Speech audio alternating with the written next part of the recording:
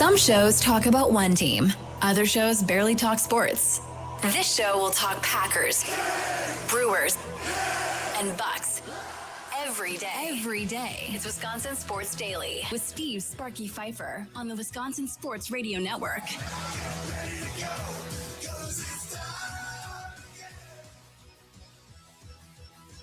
Welcome in. It is a Friday, March 6th. And lots to get to on today's show. We ended yesterday's show talking about the passing of former Packers president, Bob Harlan, and we will dive into that a little bit more coming up today. So coming up today, in the second segment of the show, I went back into the archives of our radio station in Milwaukee from back in the day and dug up some old Bob Harlan interviews that we had when we were the Wendy's Big Show back in the day with Gary Ellerson, the former Packer running back, and Roy Butler, the Pro Football Hall of Famer. And we made some clips of Bob Harlan talking about a bunch of different topics over several different interviews over the years. And we'll play some of that back for you coming up at 2:20. Also, going to talk about the crew, like always, coming up at 3 o'clock. Tim and Tommy had an opportunity to have a talk with Jacob Mizorowski, who very well might be the Brewers' opening day starting pitcher at this rate. So we'll play that back for you. Charlie Sounds of the day at 3:40. Green and Gold update. I had a chance to talk with Andrew Brandt an hour ago, former Packers VP, and then left after about, 8.5 years or so. Got there in 1999. So him and I caught up talking about Bob Harlan. So we'll hear from Andrew Brandt coming up at 4 o'clock. 4:20, Plead the Fifth, brought to you by Habish, and Rotier. You can nominate people throughout the show. You can call in and talk about people that you think should have pled the fifth this week as well. If you want to text them between now and 4:20, you can. Charlie already has one lined up concerning Brandon Snide that we will do at 4:20 for sure. And if you text him soon enough, he might be able to go back and find other hosts that may have said something dumb in your opinion that we can play back. Or even if it's from around the world of sports, whether it's a TV or football players, basketball players, GMs, owners, whatever. Text in 414-677-1250. Again, 414-677-1250. Follow the money with Austin Herdenia from the Potawatomi Sportsbook. See where all the money is laying coming up around 4:40. And then, of course, at the end, Think Sparky Missed, brought to you by the Admirals. A full show, to say the very least, today. And we're going to start off today with a piece on ESPN. And it's a piece that they did on all the different NFL teams, all 32 teams. And then they went and they asked the beat reporters that ESPN employs for all 32 teams to fill in certain areas of need. So our very own Rob Demovsky got that honor. And Rob Demovsky was asked biggest need. And obviously he said cornerback. I'm not going to read that whole paragraph. Then he was asked free agent most likely on the move. He said Malik Willis. He also said within that paragraph, he's expected to receive offers that average more than $20 million per year. Also highly unlikely that the Packers can afford receiver Romeo Doubs and left tackle Rasheed Walker. Funny enough, he did not mention Rashawn Gary in that little blurb in this piece. There's a third part to this as well that we'll get into next. But Rashawn Gary has been a focal point of social media in the last several hours because he essentially put up on social media that he was leaving. He was all done. Thanks for my time in Green Bay. I'm out of here. See ya. Bye-bye. Then I think it was Easton Butler and I don't know who else posted that from, I think it was Instagram, that he had posted it. Then we had everybody going, oh no, it appears he was hacked. Bill Huber was one of the guys saying that his sources say Rashawn Gary was hacked. So now apparently he didn't post it and somebody hacked his account that wanted to post that he was released. Charlie, you buying it? No. I don't buy that one bit. Talking about getting hacked is one of like the easiest outs ever for anybody that's ever accidentally posted something on social media. That post looked like too professional, like he's had it ready in the books for whenever this happens. It kind of seems like the Packers maybe told him that by the end of the day he would probably be released or something like that, but they're still looking for trades maybe. Like it's some situation like that where he got it misconstrued about what the Packers are doing with him, and he put that out there, and the Packers were like, what? No, you're still on our team. We didn't release you yet. And he was like, oh, crap, and took it back. And just, I was hacked, guys. I don't know what to tell you. Sorry. Do you think he has trade value? Some. I mean, the first half of the season last year was good enough to the point where I think some teams like maybe not the Bears, because the Packers wouldn't trade him to the Bears. Maybe they would if they don't like him that much. But to the Bears, where they need that second pass rusher right now that bad, where they would potentially make a deal for somebody like him. Some of these other teams around the league, like Las Vegas, if they want to try to turn it around, this is a guy that is a Pro Bowler technically. Bring him in, try to see what you can do with that. There's going to be teams interested. So we still don't know what's going on with Rashawn Gary. We still sit around and wait to see about this. Now, Ari Marov, who's another guy that used to be with 33rd team, is saying that he expects Rashawn Gary to be released today. So we'll see if that happens or not. I think as a Packer fan base, we all expect Rashawn Gary to be released. You would think Rashawn Gary expects Rashawn Gary to be released. Again, that looked like he had that ready to go, or not some fan made it up. You know, somebody made it for him, probably, or whatever the case. It still looked like it took too much effort for a random person who just hacked his account to make. Correct. Yes. So the third thing that Rob Demovsky was asked to do as beat reporter for the Packers for ESPN, what do you expect to happen for the Packers in free agency? And that is what we are going to ask you. The exact same question. What do you expect to happen for the Packers in free agency coming up here next week? What are your expectations of what you think Goody is going to do here in free agency? Nicolay Law talking text line 414-677-1250, 414-677-1250 on the socials at WI Sports Radio. Sparky with you along with Charlie Usen. Rob Demovsky writes this. Help the defensive line. Micah Parsons won't be ready for the start of the regular season. Rashawn Gary could be a salary cap cut. And Lucas Van Ness hasn't been productive enough. And that's just at the edge position. They also need reinforcements on the inside at defensive tackle, says Rob Demovsky. We had Tom Silverstein on earlier in the week, beat writer for the Milwaukee Journal. So I know he led with linebacker. They're definitely going to sign a linebacker in free agency. And the Chicago Bears don't need linebackers. They're just cutting them left and right. So Tremaine Edmonds being the latest one that was let go by the Chicago Bears, and one that I think is going to be very, very intriguing for the Green Bay Packers because you have an inexperienced guy for the most part in Edgerrin Cooper still out there. I would assume they're probably going to draft another linebacker somewhere along the way here. So to think that they get a veteran linebacker with some grizzliness to him. Is that a word? Grizzliness? I don't like it. I made it up. Whatever. To him, I think that makes a lot of sense from a Packer standpoint. But you would think, you would hope that Jonathan Gannon, the new Packers defensive coordinator, would have some say into the linebacker that they're going to get if they are not bringing back Quay Walker, which is another guy that nobody expects them to bring back at this point, Charlie. As you look at this, I'll ask you the question. What do you expect to happen for the Packers in free agency? I don't expect Tremaine Edmonds. I think that's going to be a player that, although he is going to be cheaper because he's getting released from his current contract, he was still making $18 million a year. And I think if he even takes a pay cut, it's still going to somewhere be around $11.5 million. Which you could have signed Quay to. Which you could have signed Quay to. So it's not really worth doing that. I think there's going to be other options. Like we keep saying, that the cornerback room has to be addressed at some point here. That's the first place you need to go to for your signings. Release-wise, it has to be Rashawn Gary. After all of what's happening today, you have to just get past this. Whatever is happening with Rashawn Gary, why he's so disgruntled, his play on the field isn't worth all of that. Yeah. So just move on from that. That's the first thing I expect to happen for the Packers in free agency. And off of that, I probably expect 2 to 3 other cuts that this team needs to make.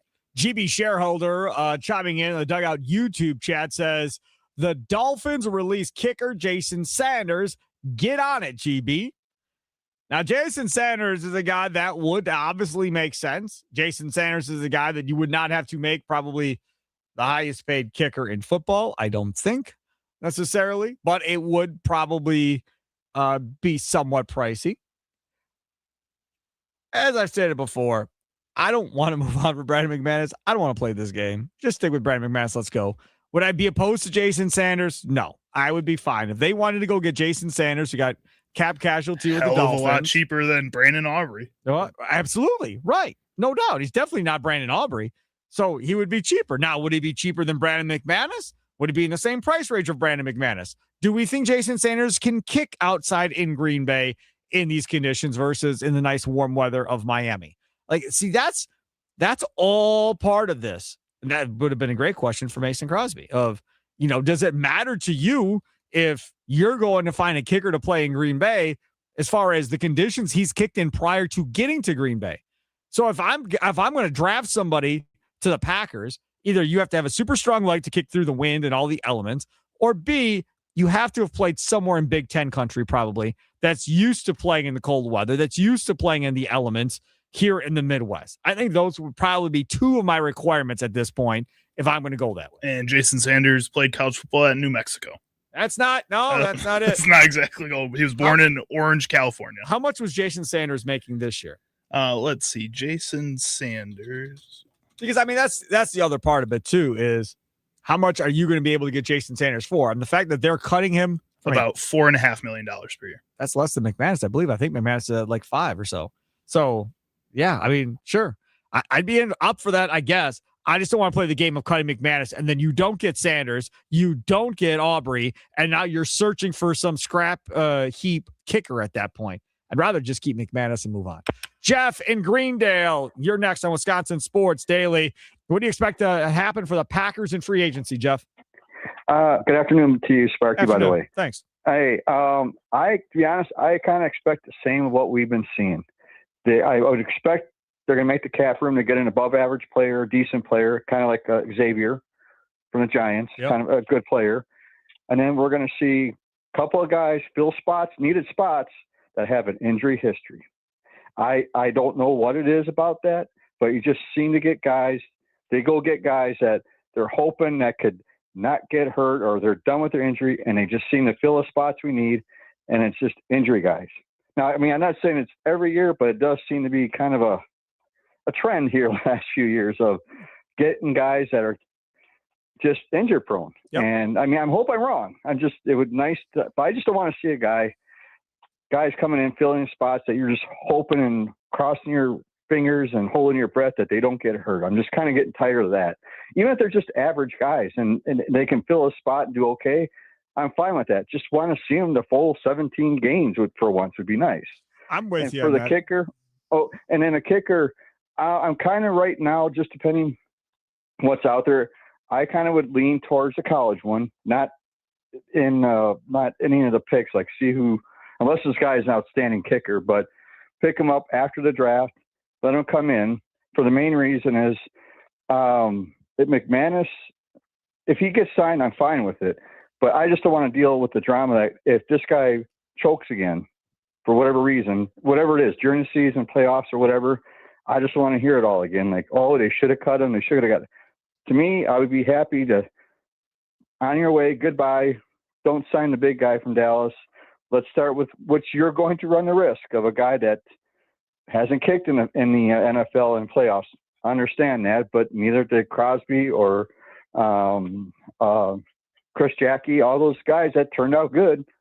So that's just how I look at it. But if McManus comes in or the other guy, Saunders, is that who is the other one? Jason Sanders. I'm sorry. Sanders comes.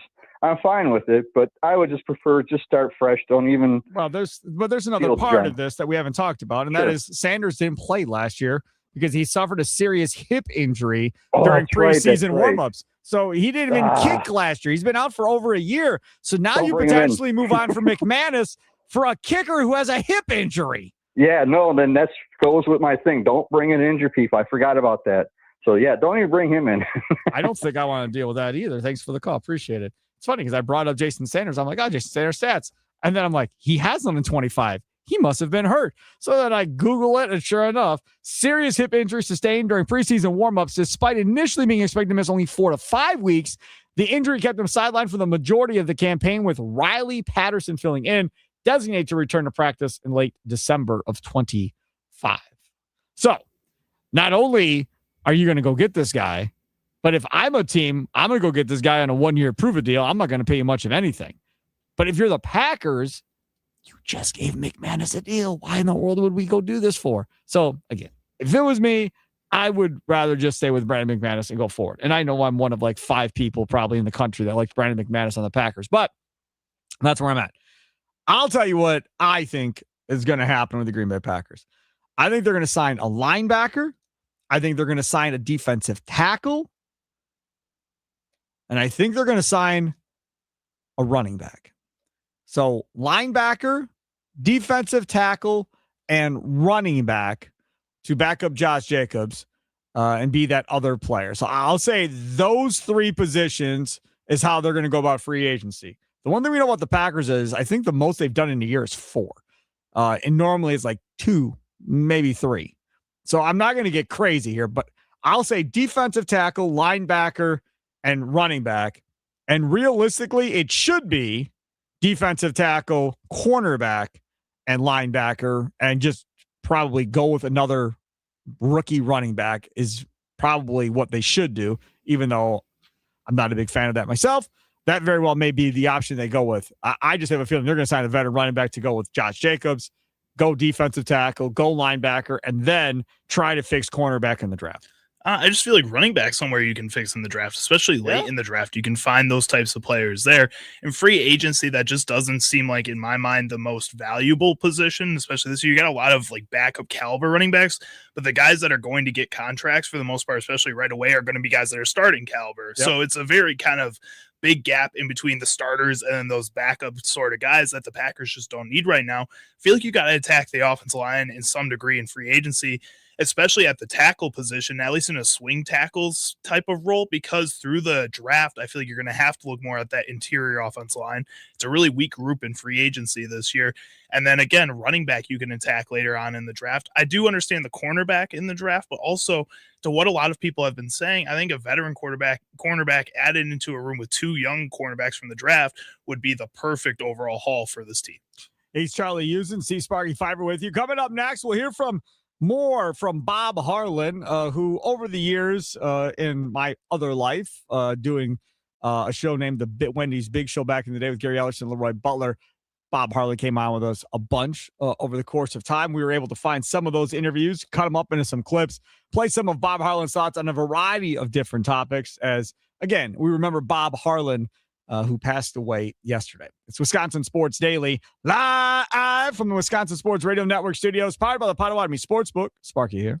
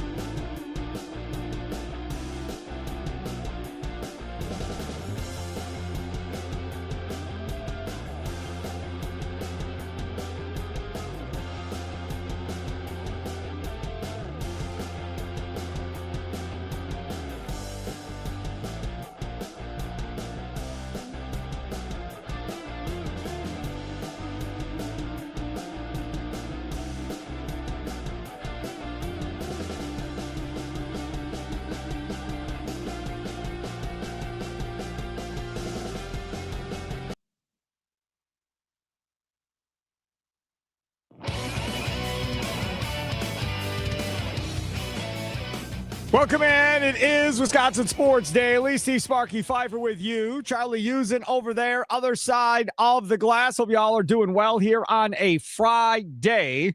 And as I mentioned before the break, we are going to be remembering Bob Harlan throughout the show, as we really have been doing throughout the day today here on the Wisconsin Sports Radio Network. Wayne Larrivee was on earlier this morning. Jeff Jagodzinski, former Packers offensive coordinator, was on with 9 to noon with John Kuhn and Rami Makloff.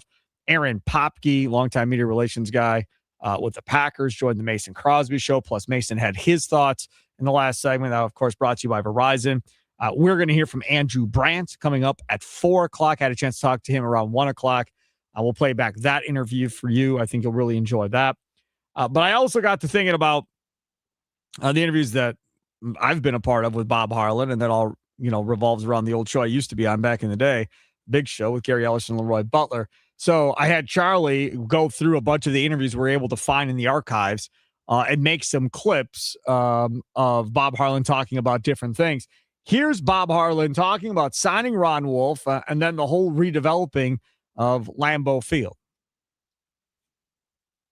And the thing that always struck me when we just couldn't get over the hump was, we've got to change things in our football operation. We got to get this football person there. And I had my eye on Ron Wolf for years, and never thinking that I would be in a position to hire him. But as soon as I got the job, I knew that's what we needed to do to change this thing. So the having the football people run it is great. Let the executive committee and the board of directors contribute in other ways, and they can.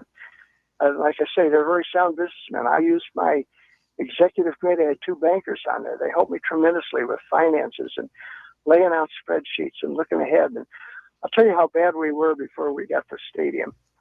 In 1999, before we started to redevelop Lambeau Field, as we sat down and studied our finances, looking where player salaries were going to go the next 4 or 5 years and what kind of revenues we were going to be making during that time, we determined by the year 2004 that we were going to have to borrow $10 million just to fund our operation. And if we had reached that point, there was no way we could have kept an Aaron Rodgers or kept a Clay Matthews or other great players or gone after anybody in free agency. Lambeau Field simply wasn't providing that kind of finance. And the thing to remember is that after national TV, which is our best source of revenue and always has been, the next best source is your stadium.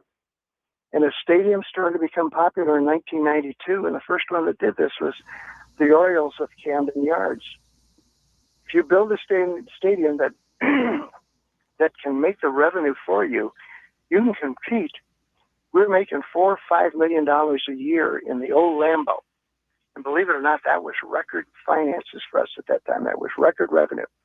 First year in the new stadium, we jumped up to $25 million, and it continues to grow to this day. But I think the thing that really helped us is that we didn't just want a stadium. People could come in and take a tour. We could have added more seats and made more money that way. But we wanted a destination. We told the architects, we want people to come here, take a tour, come in, eat someplace, see the Hall of Fame, go to the pro shop, spend some time here. We came up with the idea of Atrium. And we've had weddings and business seminars and high school proms, high school homecomings. There's something going on in that stadium all day long. And we got exactly what we wanted. And it just truly turned us around as an organization financially. And from that renovation Bob Harlan was talking about, that you'll hear Andrew Brandt and I go in depth on. In fact, Bud Selig is involved in that renovation story, and I didn't realize it. You'll hear about that from Andrew Brandt. It's a fascinating story. But from that to adding more suites on the other side, then adding a whole nother wing up into the air at Lambeau to get to around 80,000 or whatever it is, to Titletown District, buying up all the houses, buying up the old Kmart, buying up all these places to then put businesses in that area and to give it a whole new life of populating it and building these townhouses and apartments and everything else that the Packers did. It's just amazing. It really is to hear Bob Harlan talking about, this was probably 4 or 5 years ago, talking about, hey, man, in 1999, we figured in 5 years, we're going to have to borrow money to keep this thing afloat. That's scary stuff right there if you're a Packers fan. One of the things I learned about Bob Harlan while going through these clips and going through these interviews that you guys did with him is he was like able to predict the future almost all the time. Like he just had a great foresight for what was going to change and what things needed to happen for a team like the Packers, who could potentially be stuck in the past. There's a lot of teams that do stick with their history and it kind of holds them back sometimes, but the Packers don't let that happen. That's because you had a guy like Bob Harlan leading the charge for this team to keep pushing forward despite having such a rich history, that sometimes you have to risk that in order to make these big changes, like renovating a place like Lambeau Field. That's a hard decision to make, but doing it led to what this Packers team was from that point on. Then we have Bob Harlan also in many of these interviews as Charlie was going through listening to all of this. You probably never heard most of that, right? Nope, not really. So it was an education going through. Him and Leroy were awesome together. They just seemed like they had a really loving relationship. That's the other thing. Yes, we'll hear from those two coming up in a little bit too. But Bob Harlan then talked about Ron Wolf all of a sudden deciding, I'm done. I'm going to retire. I'm out of here. Minding you that Holmgren left just previously a couple of years earlier to go to the Seahawks. And as I long said, man, come on. You didn't know that was going to happen? You couldn't have given him a heads up like, hey, dude, I don't plan on doing this very long. This could be all yours. Just hang in there. Nope, he leaves. So this is what Bob Harlan had to say about that. When Ron Wolf retired, which shocked me that he would retire at the age he did, we talked about possibilities of who could come in and replace him. And some of the things I worried about was that we were coming off a very successful season. Brett Favre said it was the best team chemistry he had ever seen since he'd been in Green Bay, and this is following 2 Super Bowl appearances. We had a young scouting staff that really wasn't ready to take over yet, but very capable. And I worried about if a new man came in, he might let all those young scouts go, and then we would suffer. And secondly, I worry if we brought somebody else in over Mike, he might take it well and argue about the point. And so I did something that I regret to this day that I did. I gave him both jobs. And I have to tell you that facing those same situations and considering those same things, I might do it again, but it was going against what I really wanted to do. But what I thought might happen is exactly what did happen. Mike Sherman, first of all, found out that the pressure was too much. He became a different person. He quit talking to people. You'd pass him in the hallways at the football complex, and he wouldn't say hello to you. And on the practice field or on the team airplane going on trips, he wouldn't talk to anybody. And then when I went and told him that I was going to relieve him of the general manager duties and go after Ted Thompson, I hadn't even called Ted at that time, but I said, Mike, I owe it to you first to tell you what I plan to do and why. And I said, I want to make the change because it's affecting the kind of person you are. I think it's probably affecting your family life. And you're not helping this organization right now, and you're more capable than this. So we hired Ted, and Ted took a long time before he decided if he could continue to work with Mike. He studied him and studied him. Ted finally comes into me late in August and says, Bob, I think this will work. So we went ahead and did it. But I would go down to practices, Gary, and I not to really watch the practice as much as I wanted to see how Ted and Mike were getting along. And it was a disaster. Ted would be down there talking to him, and Mike would be looking off in the other direction like he didn't care. And so at the end of the year, Ted comes in to me and says, Bob, I've got to make a change. And I said, I'm not the least bit surprised. Go ahead. And we did. But that was a mistake I made, and I regret doing it. But like I say, there were things about the organization that I thought would be affected. Actually, like I said earlier, I thought if we brought somebody in new over Mike, he wouldn't take it well, and he didn't. And he knew Ted Thompson very well. I thought that would make it easier. that Mike just could not accept it. But the record on the field wasn't that bad, but where we suffered was in the draft room. I think anybody would be, or most people maybe, would be mad if you get demoted from being 2 job titles to 1 job title. And the job title that you get pulled from you is the job title that has the most influence of what you do for a living. Like, I think it would just be natural that would occur and that you would be mad about it and that whole deal.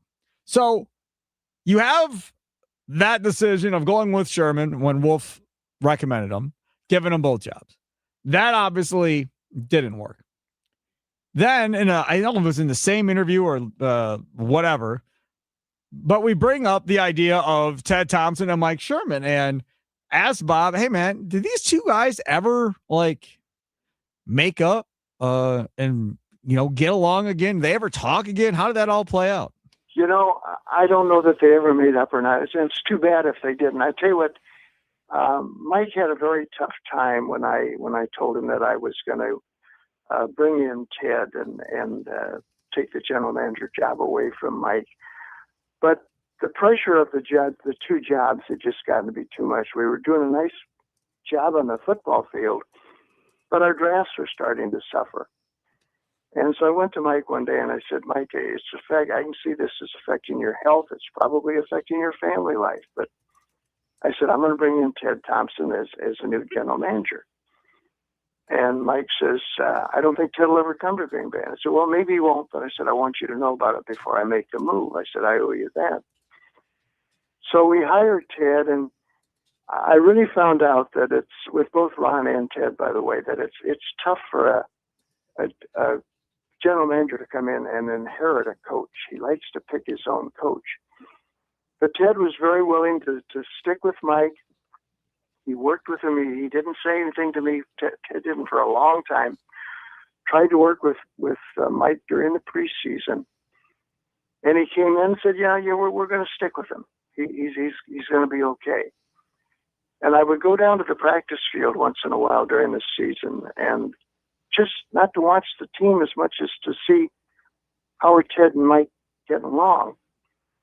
And you would see Ted down there talking to Mike, and Mike's looking off to the side like he's not even listening. And we went through the season, and Ted came in to me about the last couple of weeks of the year, and he said, Bob, as soon as the season's finished, I'm going to make a change. And I said, I'm not surprised, and you do what you want to do. But I gave Ted credit. He tried to work with him, and it just, Mike just wouldn't accept it. And I think Mike looks back today and regrets that, because he was going to get a great general manager. He was going to have a great quarterback for a long time, and he could have been very successful here. And when it came time for Ted to pick his new coach, he had about 8 candidates that he brought into Green Bay, and he asked me if I would meet with each of them downstairs when they came into the building and take them on a tour of the facilities and then bring them to him and let Ted know what I thought of that person. And I did that with each individual, and finally Ted went through the interviews. And he came to me at the very end and wanted to know my thoughts on it, and I told him, and he said, boy, the last interview I had it with Jim Bates, who at that time was on our defensive staff, he said, it was a great interview. But he said, you have a tendency to go with the last person you talk to.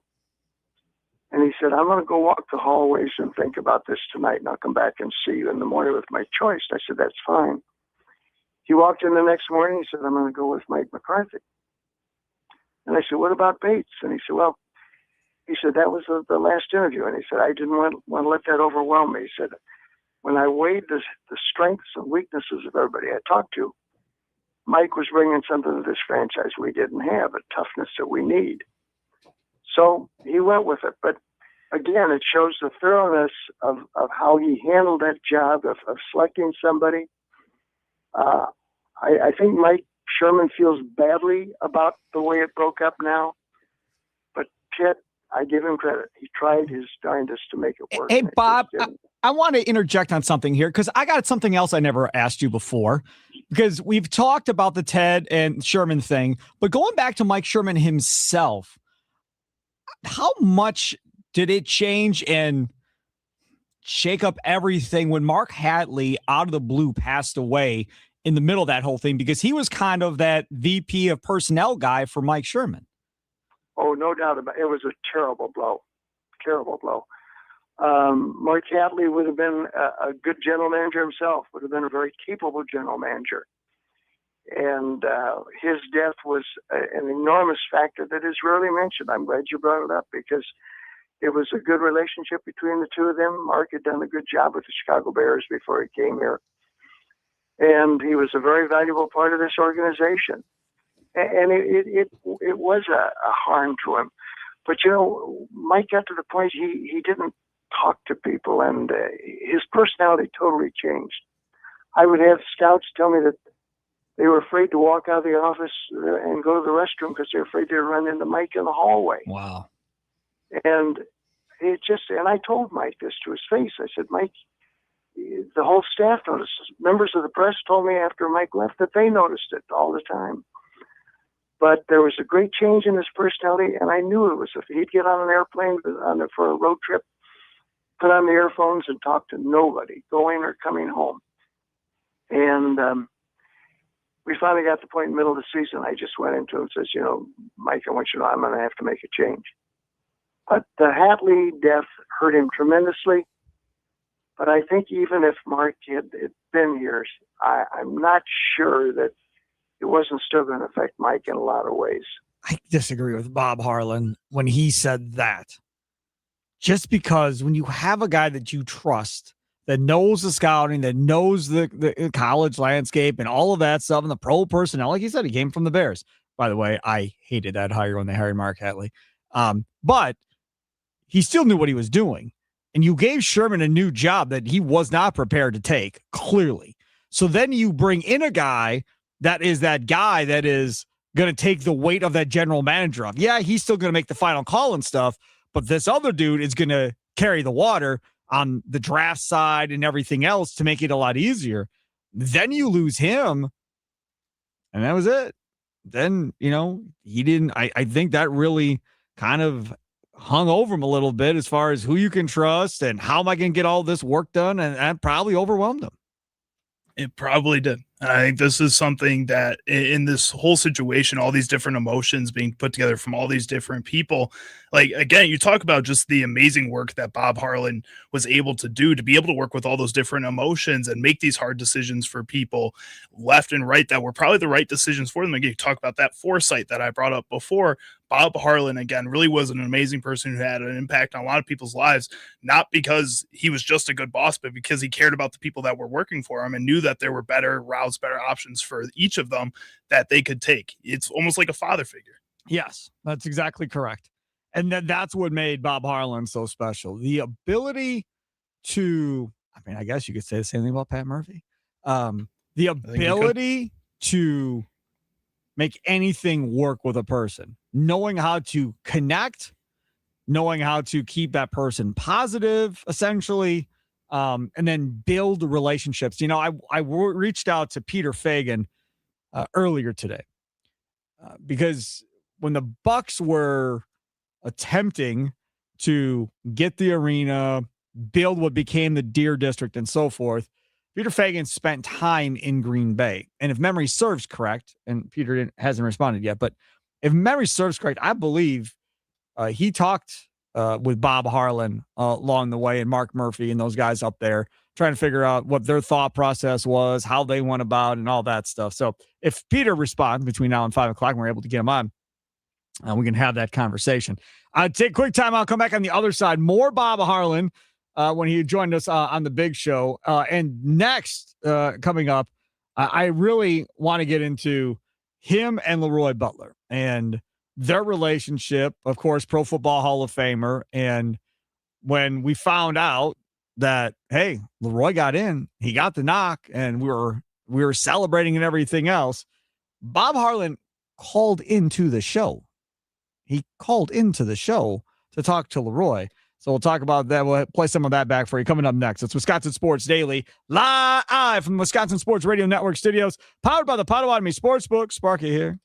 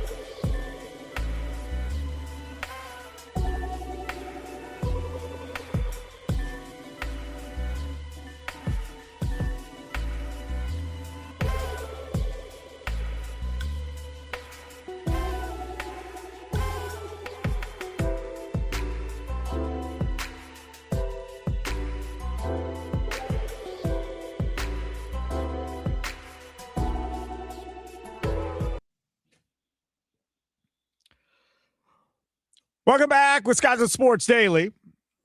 Steve Sparky Fiber with you. Charlie Houston over there. Plead the Fifth Friday, brought to you by Havish and Rotier. Your chance to nominate somebody that you wish would just shh after what they said earlier in the week. Can be a host here on the Wisconsin Sports Radio Network. Maybe a caller that you heard call in. You can do callers. I have no problem doing callers. You can do players, other media members, national media members. Doesn't matter. Plead the Fifth comes up at 4:20 every Friday. Just texting your nominations. 414-677-1250. 414-677-1250. All right, back to some of these clips from my old show, The Big Show with Gary Ellerson and Leroy Butler. This one here is really, really cool because we were doing the show and it was Leroy Butler, we had found out, was going into the Hall of Fame, and it was a whole big to-do and everything else, and we had booked guests to come on and all that, and then this happens. Sparky, it's an honor. I just wanted to appreciate you giving me the time. I wanted to call Leroy and congratulate him for so many things he's done for this organization, the city, and the state. He's always been a true gentleman, and he certainly should have gotten into the Hall of Fame sooner than this, but he handled that like a true gentleman, too, when he was rejected. So I'm so pleased for him. And the thing that really makes me feel so good is that I felt the core that returned the Packer franchise to elite status in the 90s was Ron Wolf and Mike Holmgren and Brett Favre and Reggie White and Leroy Butler. And to see them continue to receive honors means so much to me. And I think the Packers fans everywhere. And Leroy, I could not be happier for anybody than I am for you today. Bob, thank you so much. I'm trying not to cry because this is emotional. You're the reason why I want to stay with this franchise. I mean, really. I mean, that's the reason why I restructured 3 times, because of people like you and your leadership. Leroy Butler, that was one of the interactions that day. Again, Harlan called in. Leroy was stunned. I was like, oh, we got somebody calling in that wants to talk to Leroy. I was like, who wants to talk to me? What are you talking about, man? And it was him. And it was very, very, very cool at the end of the day. Here's more Bob Harlan talking about bringing in Leroy and how it changed the franchise. Well, I think Leroy came in at a very interesting time. From 1968 to 1991, we had a 24-year period where we just simply could not find a way to win. And Leroy, who drafted in 1990, came in for the final 2 years of that drought. His first year in 1990, we finished 6-10. The next year, we go 4-12. In the middle of that 4-12 season is when we hired Ron Wolf and turned the football operation over to him and told our board of directors and our executive committee that it was time for us to make a major change in our football operation, get one strong football person in the job, and put him in charge with total control and absolutely no interference. And I think if Gary, you could have talked to Leroy or anybody at the end of that 1991 season and said, in 5 years, you guys are going to be Super Bowl champions, they would have thought you were crazy. But that's exactly what happened. Ron came in, he hired Mike Holmgren, made the trade for Brett Favre, signed Reggie White as a free agent. Leroy was already here and in place, and the franchise took off. We started winning immediately, and we did win that Super Bowl. So the thing I admired about Leroy and the group we just talked about, not only are they in the Hall of Fame now, but they were the cornerstone of this franchise. Not only in 1992 when they took over, but 30 years later, their impact is still being felt because of the great success they put into this franchise. And they brought character and dignity back to the Packers. We had lost that. And Leroy was a major part of that. And I couldn't be happier for anybody to go into the Pro Football Hall of Fame than I am for Leroy. Just such a class act. And it meant absolutely everything to Leroy. Anytime we had Bob Harlan on the show, and then, praising Leroy and saying he's one of the reasons this franchise got turned around. How cool is that, Charlie? It was really cool. Really awesome that, again, they had that close of a relationship from the front office to the field, not a lot of franchises you get that type of just mentorship from that group. No doubt. Can you feel it? The thrill of witnessing a walk-off grand slam, a buzzer-beating three. Sparky, you know the feeling. There's only one place to experience that raw exhilaration, the Potawatomi Sportsbook. Catch all the action in supreme space. Dozens of sports betting kiosks, cool drinks, luxe seating, great food, fiery atmosphere, and a monster video wall. Check them out today at Potawatomi.com.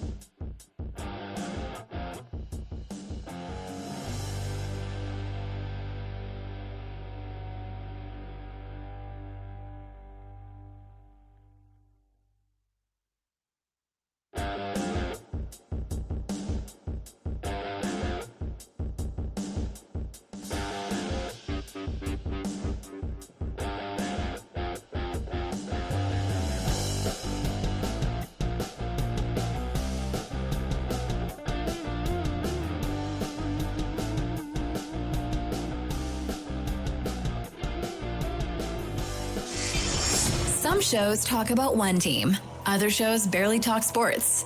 This show will talk Packers, Brewers, and Bucks. Every day. It's Wisconsin Sports Daily with Steve Sparky Pfeiffer on the Wisconsin Sports Radio Network. It is time again. Hour number 2 here on a Friday. Sure you got big plans for the weekend. New show tomorrow on the Wisconsin Sports Radio Network from 9 to 11, College Sports Weekly. Down with Chillis, Stan Underberg, been doing this thing for a while now. And looking forward to hearing from those guys from Division 1 to Division 3. They will have it all covered. So if you're listening around the state of Wisconsin and you're a big D3 guy and you're like, damn, Spark, you never talk D3. I got you. Now we got a whole show that'll talk a bunch about D3. We'll have coaches on, players on, all that fun stuff, as well as obviously covering the Badgers and Marquette and Green Bay and Milwaukee in basketball. All that fun stuff still will occur with College Sports Weekly, and Charlie Usen will be a part of that show as well every Saturday from 9 to 11. Myself, who's a D3 athlete or was a former D3 athlete, it's really cool to hear this representation on air, and talking with Don, seeing what he's done on Twitter. It looks like he's the best guy. Same with Dan, to be talking about this stuff. I'm really excited for it. It's gonna be a lot of fun. Yeah, Don Wachillis took over our account, Wisconsin Sports Radio Network account on social media, WI Sports Radio on X, at the last Badger game, and was shooting videos and pictures and all of that. And he'll be able to do that every time he goes to a game. He'll be able to kind of take over our account and go hog wild with it. So looking forward to hearing that show again tomorrow and every Saturday morning. It's a year-round show. So it's not going anywhere. 9 to 11 a.m. on Saturday mornings. It is 3 o'clock, which means we got to do this. It's time to talk about the crew.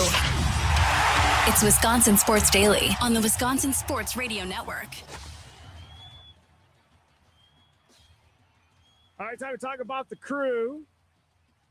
I have not looked to see what is going on with the Milwaukee Brewers as of this moment in time. I will tell you, Spring Training Live, last show from Arizona comes up tonight from 5 until 7 o'clock. Tim Allen, Tommy Wirtz, and all their shenanigans coming up from 5 to 7. Were there a lot of shenanigans last night, Charlie, with Tim and Tommy? Not as many shenanigans. They're starting to get tired. They're starting to get tired. They're starting to get tired. Are they? A little bit. You know, Tommy during the breaks is lounging on the couch a little bit more. You know, Tim's getting up a little bit more. You can see they're getting burnt out.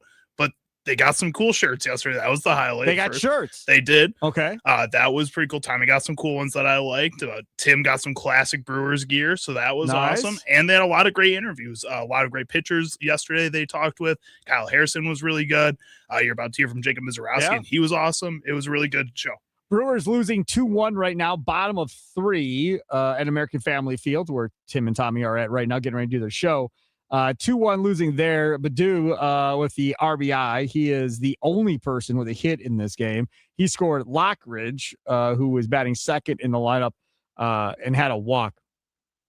Did you see the lineup, Charlie? I did not today. No? Okay. 3 guesses. Who's leading off? Lockridge, maybe? Lockridge is batting second. I just said you that. did that? No, Okay. that doesn't count. Pick somebody else. 3. Luis Laura. He is in the lineup, hitting 7th. He's usually been batting at the bottom line, but maybe they gave him a top. Made? Batting 8th. Okay. Playing, though. You got 2 guys that are in the lineup without looking. Last guess. Luke Adams, just for fun. Luke Adams, just for fun, not in the lineup. Oh, okay. Christian Yelich is in the lineup. He has a strikeout. He's batting 3rd. David Hamilton's in the lineup. He's at 3rd base. You would think a speed guy, he might make sense at the top. Greg Jones might make sense. He keeps batting 9th, though. He's at the bottom of the lineup. Batting leadoff for your Milwaukee Brewers, Jake Bauers. Ooh, I like that.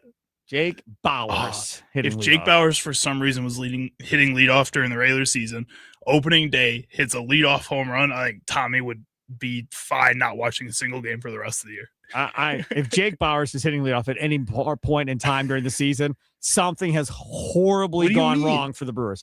He's been awesome in spring training so far. Gone wrong for the Brewers if Jake Bauers is ever leading off for this Brewers team. Just telling you now. Something's horribly, horribly gone wrong. I'm surprised they had like Christian Yelich in there as early as I thought he would get like his one spring training appearance, and then the rest of these like final games would be a lot of these young guys getting those appearances. I'm surprised the Brewers have so many of their older, more veteran players still getting that work in. Yelich just started getting his work in. Yeah, but again, he's been going it's one of those. Time. He's one of those guys where it feels like you get your one appearance and then you're good. He wants his 20 to 25 at bats, probably somewhere in that area is my guess. And then once he gets to those, he's good and ready to go. And I'm assuming they time this out and schedule it out so he gets those at bats and leads you right up to the opening of the regular season. So Spring Training Live, powered by the Potawatomi Sportsbook tonight, 5 to 7, the last one. And then Hot Stove Weekly right back at it next Wednesday night from 5 to 7 with Tim and Tommy. So they had a chance to catch up with the Miz, Jacob Mizorowski, yesterday. This is how it went. Tim Allen, Tommy Wirtz here in the Brewers Clubhouse, Spring Training Live 2026 with Jacob Mizorowski. Jacob, great seeing you again. Good to see you guys. Okay, how is everything? It's you got in the game the other day, and did it feel good? Yeah, it felt great. Going against Great Britain was kind of fun. Being a WBC team and kind of an all-star team in a way, but it was fun. How do you feel about the WBC? Is that like maybe a long-term goal of like you would love to participate in something like that? Yeah, definitely. I think it'd be really fun to play in and go across the country. Hopefully when I get to play, we go to Japan or do something cool like that. But when you get to play, yeah, I mean that's the goal. Like, of course, it's always you're shooting for that, so it'd be fun. You keep an eye on USA and Bryce specifically, or any other teams that you like have any interest in during it? Yeah, I mean, you're always watching your team. You're watching Bryce. You're watching all of our guys with Venezuela. DR. Joey with Mexico. It's gonna be fun. What is next for Jacob Mizorowski? I mean, last year had to be it had to be cool for you to experience everything that went through that season and that debut and an all-star, etc. But what is next for you? Yeah, I mean, I think it's just 2026 season. I think that's what's next. I don't think I'm looking at anything like that, like too deep. I think it's just looking at that first start, if that's at home or if that's in KC or Boston, somewhere in there. I'm thinking that there might be a shot for an opening day bid. I mean, depending on how things play out here in the next few weeks. How would that sit for you? Yeah, that'd be awesome. I mean, I'd totally be down. I think it'd be, a crazy opportunity to get to throw in the opening day. As a kid, you always grew up watching that. Coming from KC, we were always playing like second week of the season. I feel like we were always on the road, but it'll be fun. Well, and now you have a little bit of a different spring this year as opposed to last year, right? You kind of knew that maybe you'd be fast-tracked up and get up at some point, but now the expectation is you're going to be a part of this starting rotation immediately. What's a little different in that preparation compared to last year, starting out in AAA, and this year now you get the full off season, kind of knowing that you have some security at the big league level? I mean, yeah, it's definitely a big change of, the mindset going into this off season was, be ready for the year instead of like trying to prepare to do too much in the like spring training camp.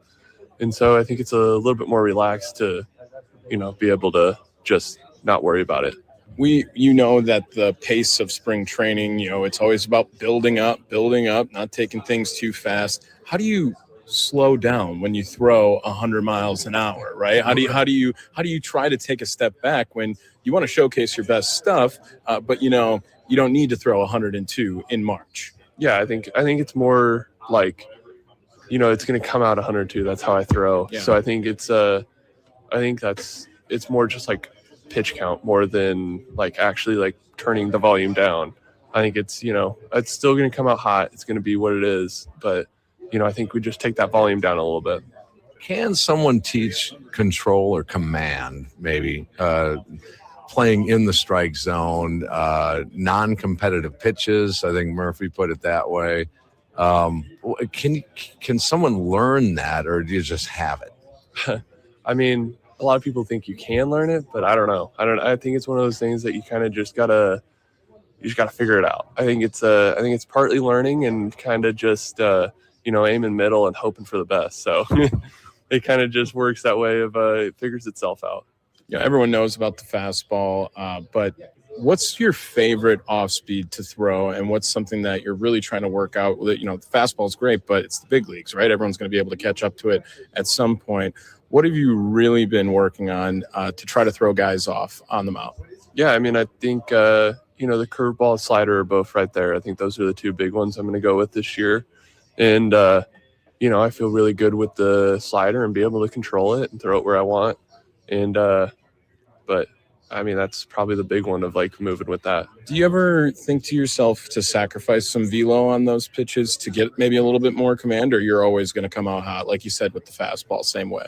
No, I mean, I think it's the same way. I think I think my command comes from just repeating the same delivery. And that's, if I slow that down, the delivery changes and it's a totally different pitch at that point. So I think I kind of have to keep going full speed. Jacob Mizorowski joining us. Hey, you had a magic carpet ride, the team. I'm talking about last year. It was beautiful for the fans, and I know we loved it. It was like watching a good movie every night with you guys. It was cool. Did you have a favorite moment for the team? Maybe not necessarily yourself, but was there a click moment for you last year that you were just looking around in awe?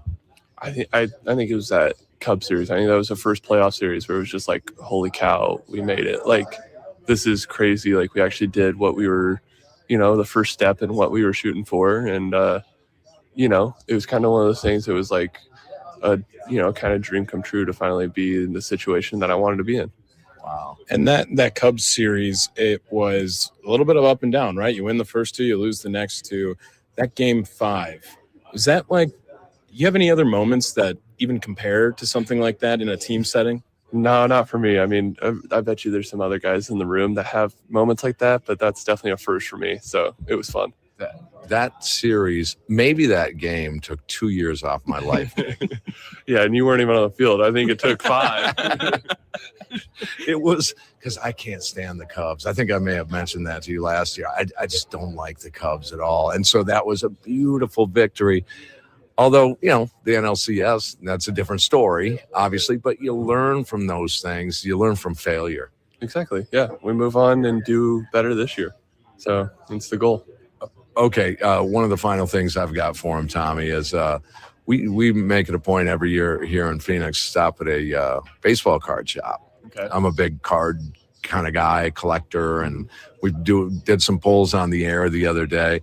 How much are you into that, or did that just pop up as a big leaguer? Yeah, I mean, the baseball side of stuff I haven't been huge into. I think I've definitely been bigger into Pokemon and stuff like that. Mm-hmm. But I've definitely gotten a little bit bigger into the baseball side of things. If we're looking at Jacob Mizorowski, full health, ready to go, successful in 2026, what do you think that number is for you if you're getting called upon for games, innings, whatever that is? I wish I could tell you. I have no idea. I hope it's, I'm in all of them, but, that's not going to happen. So 32 starts. Is that okay? Let's go for 35. 35. Okay. Let's shoot for a lot. Yeah. 35. All right. Then, the opener may take one from you, though. You never know with Murph. But, yeah, 32 starts, I'm thinking. ERA in 3.5-ish, I think would be a dynamite year. Okay. He's offended by that number. Oh, yeah. All right, 2.86. Okay. There you go. Now he's better. Jacob, thanks for the time, man. Thank you, guys. That was a good interview. Jacob Mizorowski, the Miz, with Tim Allen and Tommy Wirtz. Spring Training Live, powered by the Potawatomi Sportsbook tonight, 5 to 7, as they have their last show from Arizona coming up tonight. Looking forward to hearing what's going on there.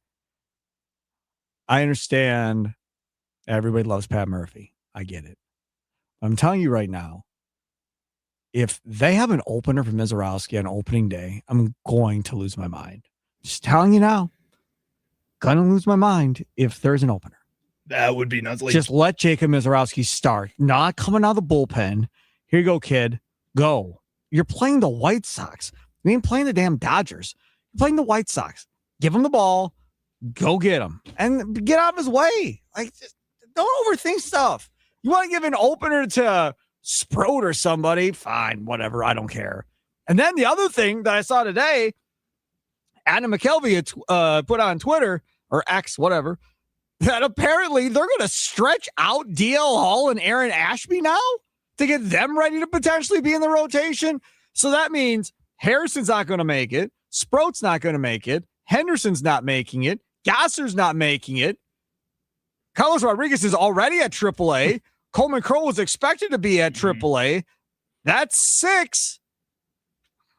There's going to be a lot of tough decisions to make. That's Murphy weird. said Patrick's in the rotation and Miz is in the rotation. And then after that, because of the injuries with Priester and then whatever is going on with Woodruff, who knows what the rest of the rotation is going to look like. Maybe they could do 3 left-handed pitchers in the rotation if they're busting Ashby, DL Hall, and then bring up Harrison in there too. Okay, and what does that then mean for the bullpen? It's going to be a long day for the bullpen, guys. Because I'm guessing Zerpa's now going to the bullpen. Yeah, he has to McKelvey didn't say anything about Zerpa potentially being stretched out to be a starter. Koenig, Uribe, McGill, all the normal guys at the bottom of it.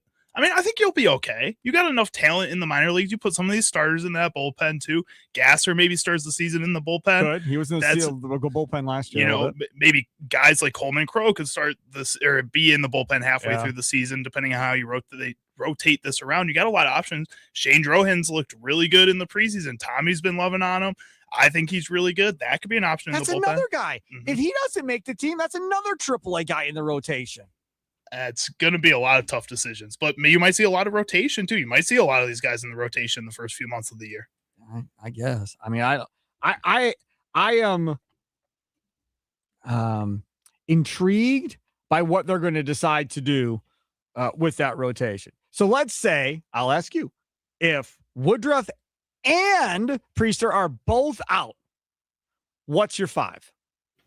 Jacob Mizorowski, Chad Patrick, like we said. That's easy.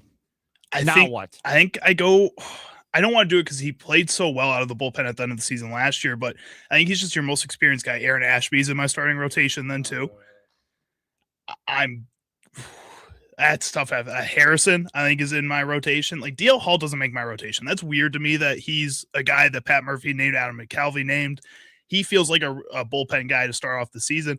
And then I think you go and you bring in a veteran free agent still. I think there's some of those guys that we talked about yesterday that could fit into that spot for a cheaper price. Like, again, Wade Miley's always out there, and this team just loves to bring in Wade Miley. That could be an easy bring. Wade Miley's hurt, isn't he? Is he hurt or is he healthy? Look up Wade Miley. I thought maybe he's healthy. I thought he got hurt again. I thought that's what I remember. Again, baseball season was so long ago to last year to sit here and try and remember whether or not he was hurt or not.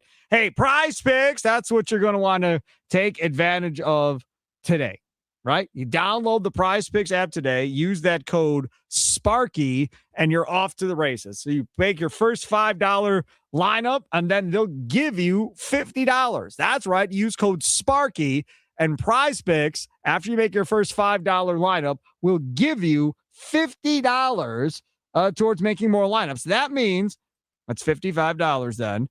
You could make 11 $5 lineups, and it's only going to cost you $5. To me, that seems like an absolute no-brainer at this point to make sure to take advantage of that. Plus, don't forget as well, they also have the injury reboots. By the way, I said the other day, we did the lineup earlier this week, I had Jonathan Kuminga in the lineup.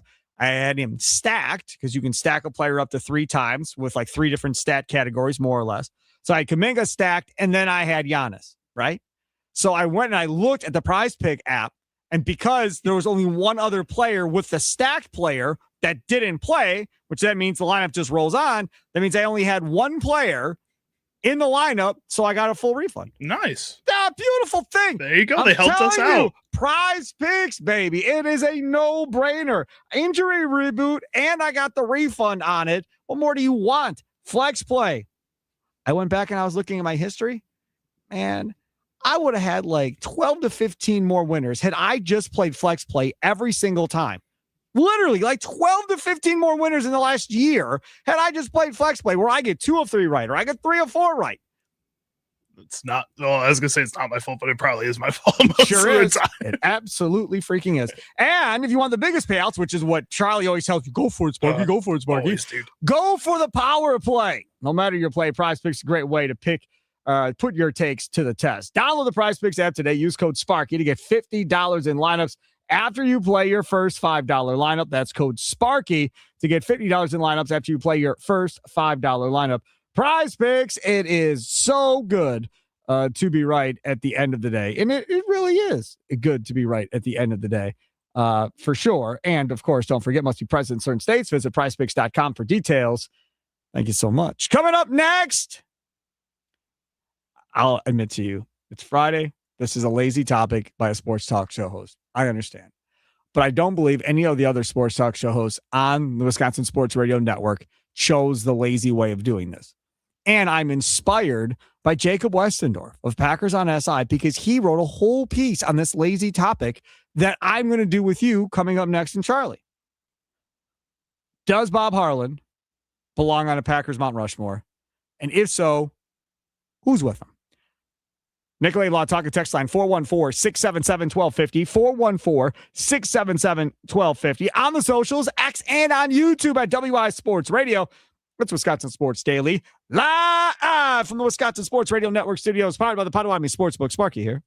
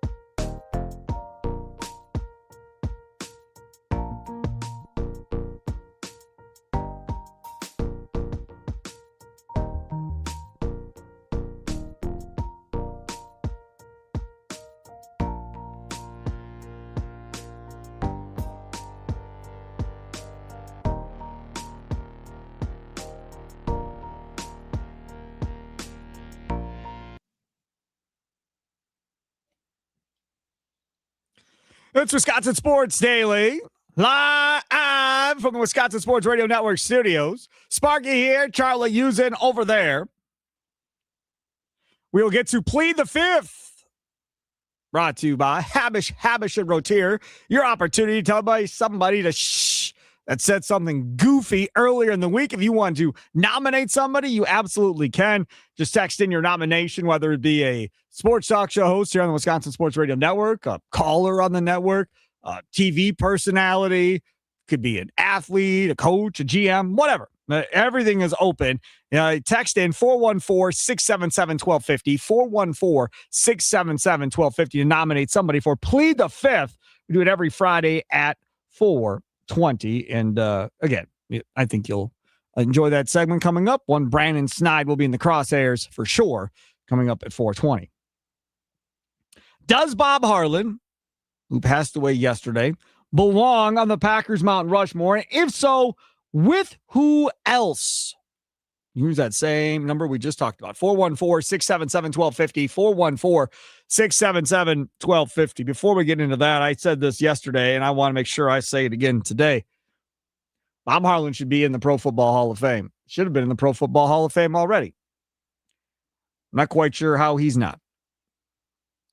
When he retired and went away, he was the winningest league executive of all time in his tenure as president of the Green Bay Packers. Adam Schefter put that out yesterday.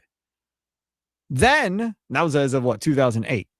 Then, Schefter also put out that he is the only guy to have two different general managers and two different rosters to have won two different Super Bowls as well. Again, say what you want, but to me, he should be in the Pro Football Hall of Fame. You heard earlier in the first hour, we were playing some clips back from back in the day on the Big Show with Leroy Butler and Gary Ellerson, and we pushed hard on that show to get Leroy into the Hall of Fame. And that one clip, Bob Harlan's like, you've handled it with great class and so forth. I'm here to tell you, I didn't handle rejection well of him not getting in. I was getting just more and more mad by the year that he wasn't getting in. So I didn't handle it well. Then we had members of Jerry Kramer's family that was reaching out and calling everybody, trying to get a push in the media to get Jerry Kramer into the Hall of Fame. And that worked too. So done.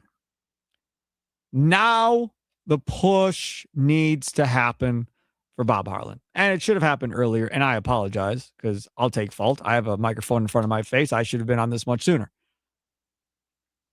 But he needs to be in the Hall of Fame before this whole thing is said and done. He just has to be.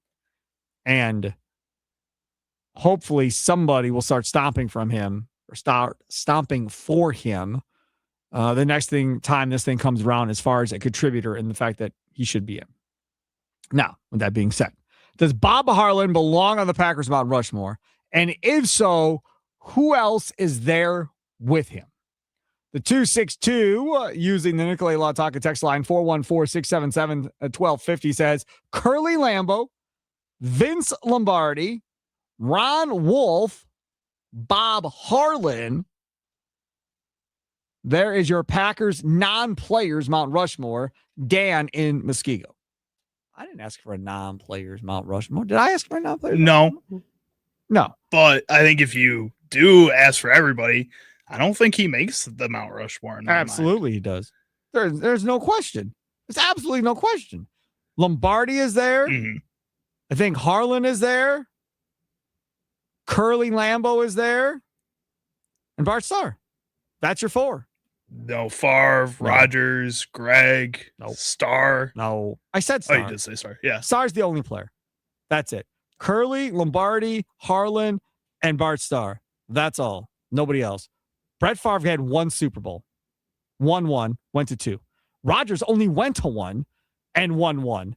Bart Starr was in like all of the NFL championships and everything else along the way and won the first two Super Bowls on top of that. So is that like the only qualification for a Mount Rushmore in your mind is the championships?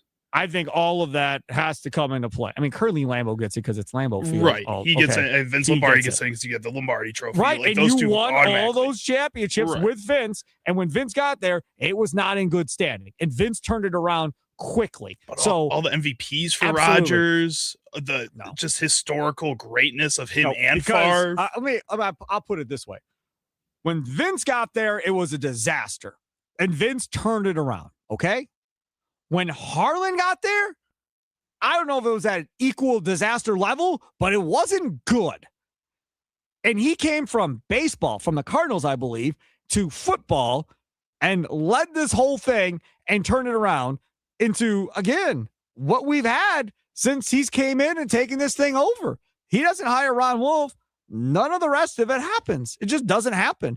If he doesn't stomp and go door to door trying to get the referendum passed to get all the renovations done in Lambeau Field, who knows how much longer the Packers are in Green Bay going forward. I have no idea. Have you ever heard of a president of an organization knocking on doors, walking around communities, trying to get something passed? Not anytime recently, no. Right. He's the last one. I'm just saying, like, to me, it's non-negotiable. Like, Lambeau, Lombardi, and Harlan are all in. I don't want to hear about the rest of it. You all can debate amongst yourself the fourth one if you want to disagree. And I'm taking Starr over Favre because, having worked with Leroy Butler for so long, Bart Starr's the galaxy, and everybody else are just planets and stars inside of the Bart Starr galaxy. And I tend to go with that idea. Now, if you want to make a players-only one, by all means, then you can put Brett and Aaron in it and do whatever you want to do with it. But this is just Packers organization. Those are my four. If Aaron Rodgers, and I won't say Brett Favre because he never really had a shot. He didn't start his career with the Packers. But if Aaron Rodgers finished his career with the Packers, if he had spent the last 4 seasons in Green Bay instead of wherever the hell else he's going to be and has been, do you think that changes things for his Mount Rushmore candidacy, even if he still only has the one championship, the fact that he's a lifetime Packer? No. Means nothing. Not to me, at least. I mean, everybody else can have their own opinion, obviously. You can do what you want. He went to one freaking Super Bowl. One. He's one of the greatest quarterbacks to play as far as arm talent and accuracy and not throwing interceptions. You only went to one Super Bowl. And I understand. Well, the defense screwed him, Sparky. Well, the refs screwed him, Sparky. Well, injury screwed him, Sparky.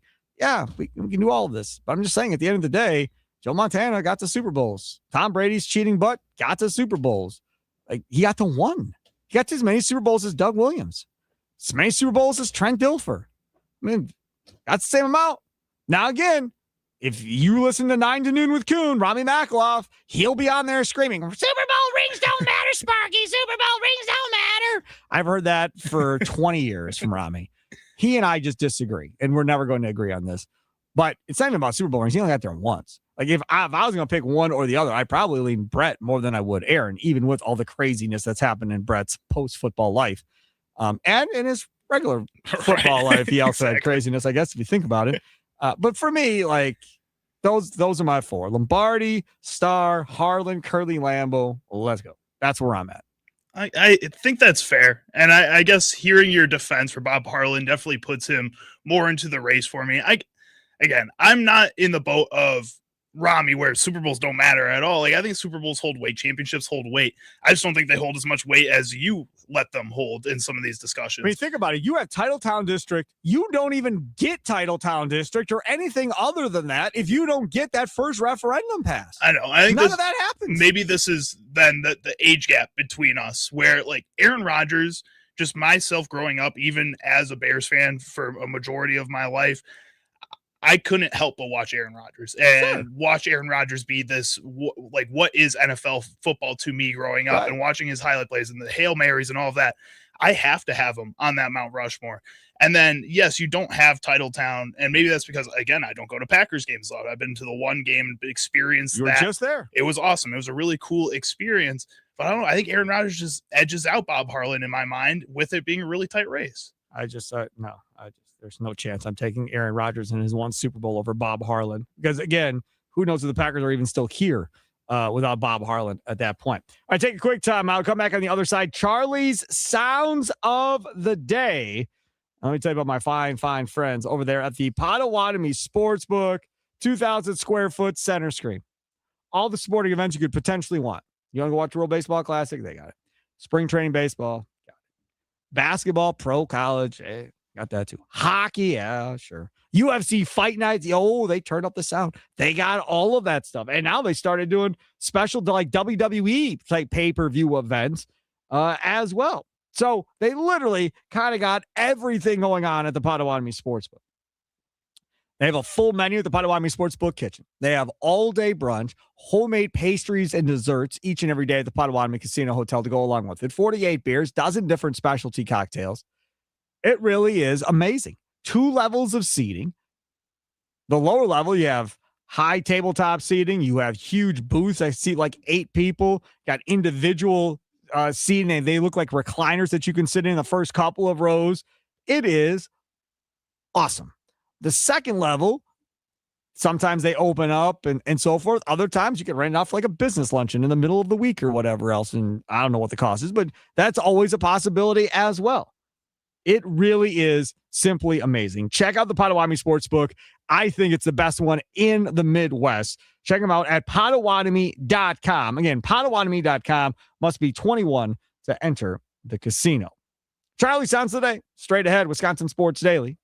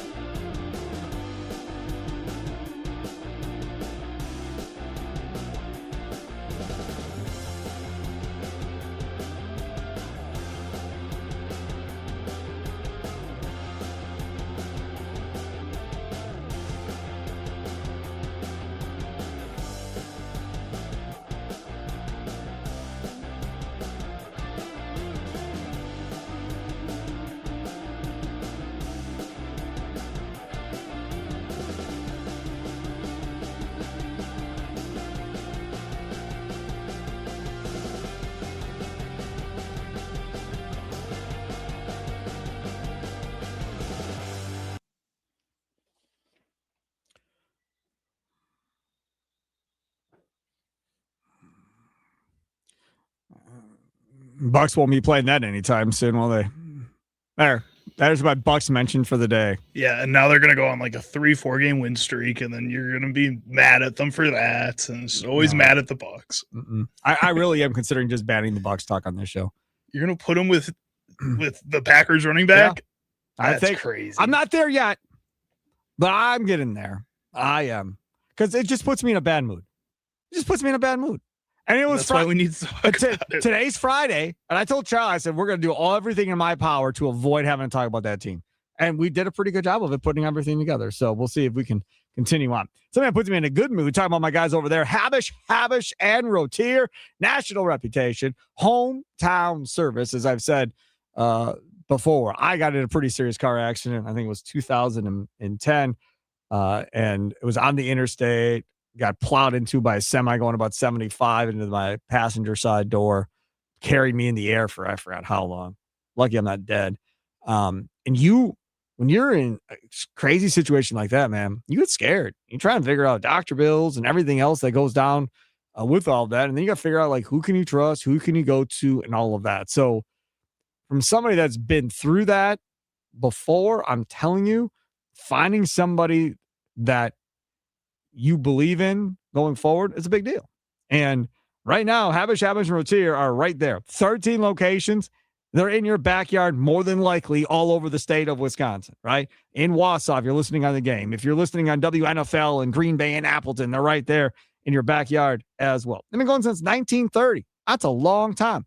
And when you bring your case to them, and while they've won a lot of cases and all of that, your case becomes their most important case, because they want to do their best for each and every person that comes in. Nobody should feel like, oh, that's not that big of a deal. We're not going to worry that much about you. If that's happening, then you want to be there anyhow. They're going to treat you like you're the most important case, because to you, you are the most important case. And to them, they want to make sure you leave happy as well. Check them out, Havish.com. Call them 1-800-2HAVISH. Again, 1-800-2HAVISH. Havish and Rotier, national reputation, hometown service. What sound clips will Chicago Charlie pick today for Sparky? Will Sparky become enraged? Will laughter ensue? It's time for Charlie's Sound of the Day. It's Wisconsin Sports Daily on the Wisconsin Sports Radio Network. All right, Charlie Usen, where are we going first? All right, first up, we're going to head on over to the Sacramento Kings, where Russell Westbrook, future Hall of Famer, is fed up with the Sacramento reporters and starts snapping back at them. What can be accomplished in these last 19 games? Go out, compete. This is the game. You professionally go out and play. That's all you can do. What y'all think, though? Because y'all got a lot of answers and y'all always be talking. No, I got no answers, buddy. It's very interesting. Y'all don't got no. You guys have a lot of opinions about how we do what we doing. What you got? No, you. Yeah, you make a lot of statements and broad statements that you have no context. So where do you get your context from? Are you in practice? No. Are you at our film session? No. Are you anywhere around the building? Yes. No, I haven't seen that practice. Not inside the practice. So the false context of, and actually, do you know me? I know you. No, you don't know me. Well, not you personally. You don't know me. You don't know me. But you make a lot of comments as though you do know me. Comment about your basketball. No, my intent. I see it. But I'm asking you now, but you don't know me, right? So you don't know anything about me. Not you personally, no. Thank you. That's good. Anybody else? You guys have any comments about how we play, what we doing? Okay, so he was talking about Matt George, who is a talk show host and a beat reporter, I guess you would say, for the Sacramento Kings. I follow him on X. And I'll be honest with you, the reason I started following all these dudes on X is because at one point, Rami Makaloff was doing the afternoon show in Sacramento. So I got to keep up with my boys. So my 19-year-old Sacramento Kings fan, I know, weird. So I've been following the Kings because of that as well. So I started following all these beat writers, kind of have a good idea about the sports scene in Sacramento around the Kings. I get what Westbrook's mad about. I understand what Westbrook is mad about. And really, more guys could do the same argument in whatever markets they're in. We could have the exact same conversation about some of these guys. But what normally ends up happening is beat reporters aren't doing 3-hour talk shows or 4-hour talk shows, and dudes aren't listening to the radio while they're doing their 3 or 4-hour talk shows, interacting with listeners and everything else. I think that's a lot of times where you get in trouble. Most of the times a beat writer is never, ever, ever going to have a very strong opinion necessarily about a player one way or the other. It's going to be more fact writing than anything else because they have to deal with this player every single day for 6 months, 8 months, depending on what season you're covering and what sport you're covering. So that makes this a little bit different of a scenario, I guess, in Sacramento more than it does, especially not here in Milwaukee. None of these guys are doing their own talk show. So you're not going to see that either. Well, and I guess in defense of the reporter in this situation too, though, like this is part of the job, Russell Westbrook. You know, that's his job is to break down the film. And yes, he's not always in the locker room, but you can see the dysfunctionality of a team and what's happening on the court and make assumptions. That's all right. That's his job to do that. And Russell Westbrook is enough of a veteran, has gone through enough of this, talking back to reporters and stuff like that, that at this point in his career, he should know that there's things bigger than that for him moving forward here. He still wants to play basketball. When you aren't playing as well as he is, the team isn't playing as well as you are, and then you have moments like this, it makes it harder for other teams to want to give you that opportunity moving forward. I think you got to think about yourself too a little bit here, and the reporter is just doing his job. No. Guys can go overboard. Guys can get super aggressive and get real personal with how they decide to go at people. I know. I used to be one of them that got super personal with guys and then had to deal with the fallout, especially in the Brewers clubhouse and even with the Bucks. I mean, I got stories all day, but yeah, because I got over the top personal with these dudes on the radio attacking guys. So, and I don't know what Matt George said one way or the other that irritated Westbrook. But again, I know people are getting mad at Westbrook. I don't necessarily have a problem with it. If you do that type of stuff, not knowing what he did, and Westbrook wants to address it, go ahead, address it, do your thing, man. And if Matt George wants to come back and respond, which he did, he put out a podcast after this, then fine. Then he responded and we move forward. I just feel like getting personal like that isn't taken as lightly nowadays by just everyone else around those people too. That's seen as bad publicity if you're going to go ask somebody like that personally. I know that was the thing 20 years ago, but again, I think the public things on social media, people go at you a lot quicker for that type of stuff. It just doesn't feel like that's what the situation is. All right. What do you got next? Next up, we're going to head on over to First Take, where Jay Williams says Cinderellas are dead in March Madness. Hear me on this one. Cinderellas are dead. What? Cinderellas are Come dead. on, Jay. This is what the tournament is about. These kinds of. What do you want? A bubble team? Give me a bubble team. What's Auburn like? 16 and 14. So you know what happens? You'd rather see a bubble team like no. I'm not saying, but I'm telling you where it's transitioning to. If you're a player who's averaging 18 on a Cinderella team, you know what I'm going to do if I'm at the bottom of the ACC? Oh, I'll give you $600,000. Come on over here. Come on, play with me at Boston College. That's what's happening over and over and over again. So I don't think we're going to see the same amount of Cinderella runs as deep because all these guys are being picked off those teams to some of the lower tier Power 4 conferences. And 2 years. That's fine. That just means everybody that watches college basketball are going to actually have a chance to win these damn brackets going forward versus the people that don't watch and just randomly pick favorite colors, favorite mascots, everything else. That's the best part about they're the ones that win the stupid bracket. That's what makes it fun is that you get those random people that have no idea. I love that. It makes me mad in the moment, but it's kind of cool to see at the end. Yeah. I think he's probably right. There probably won't be as many Cinderella runs or whatever the case may be. I mean, right now here in the state, you got your own Cinderella potentially there talking about Green Bay just getting out of the Horizon League, getting to the tournament would be one hell of a national story if Doug Gottlieb and his crew are able to pull it off down there in Indianapolis, or Indiana, I should say. All right, what do you got next? And last up here, we're going to head on over to the World Baseball Classic, where Shohei Ohtani got his Japan team off to a hot start with this. The 2-1 now. Ohtani lights it up. It is gone. Ohtani, of course, and the Tokyo Dome is on fire. Huge crowd, huge fan base, all of that fun stuff. And Shohei Ohtani is just absolutely freaking amazing, right? I mean, I don't think there's anything else more to say. U.S. plays Brazil tonight on Fox at 7 o'clock tonight. And I saw them with a post for Team USA on X. And do you know who was in the post? Bryce Terang was the, can't say poster boy, the X guy that they decided to go with to promote the game tonight against Brazil. So USA Brazil tonight, coming up at, I'm assuming this is Eastern. Yeah, 8 Eastern time, so 7 here. So 7 here. So 7 o'clock on Fox tonight. Make sure to check that out. Coming up next, Green and Gold update here from Andrew Brandt. Had a chance to sit down with him earlier today to talk about the passing of Bob Harlan. Straight ahead on Wisconsin Sports Daily, live from Wisconsin Radio, Sports Radio Network Studios, powered by the Potawatomi Sportsbook.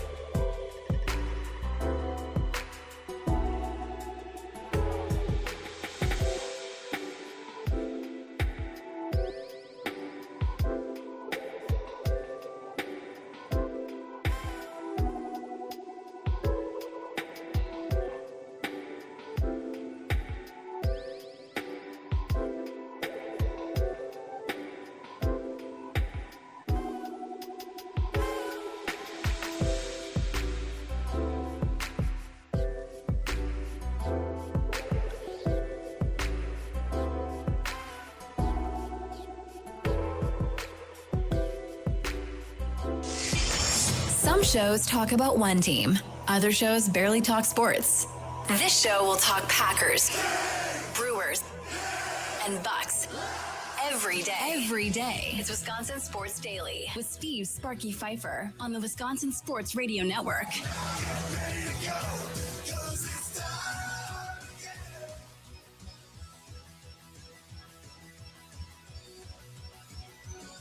All right, welcome in hour number 3 here on Wisconsin Sports Daily.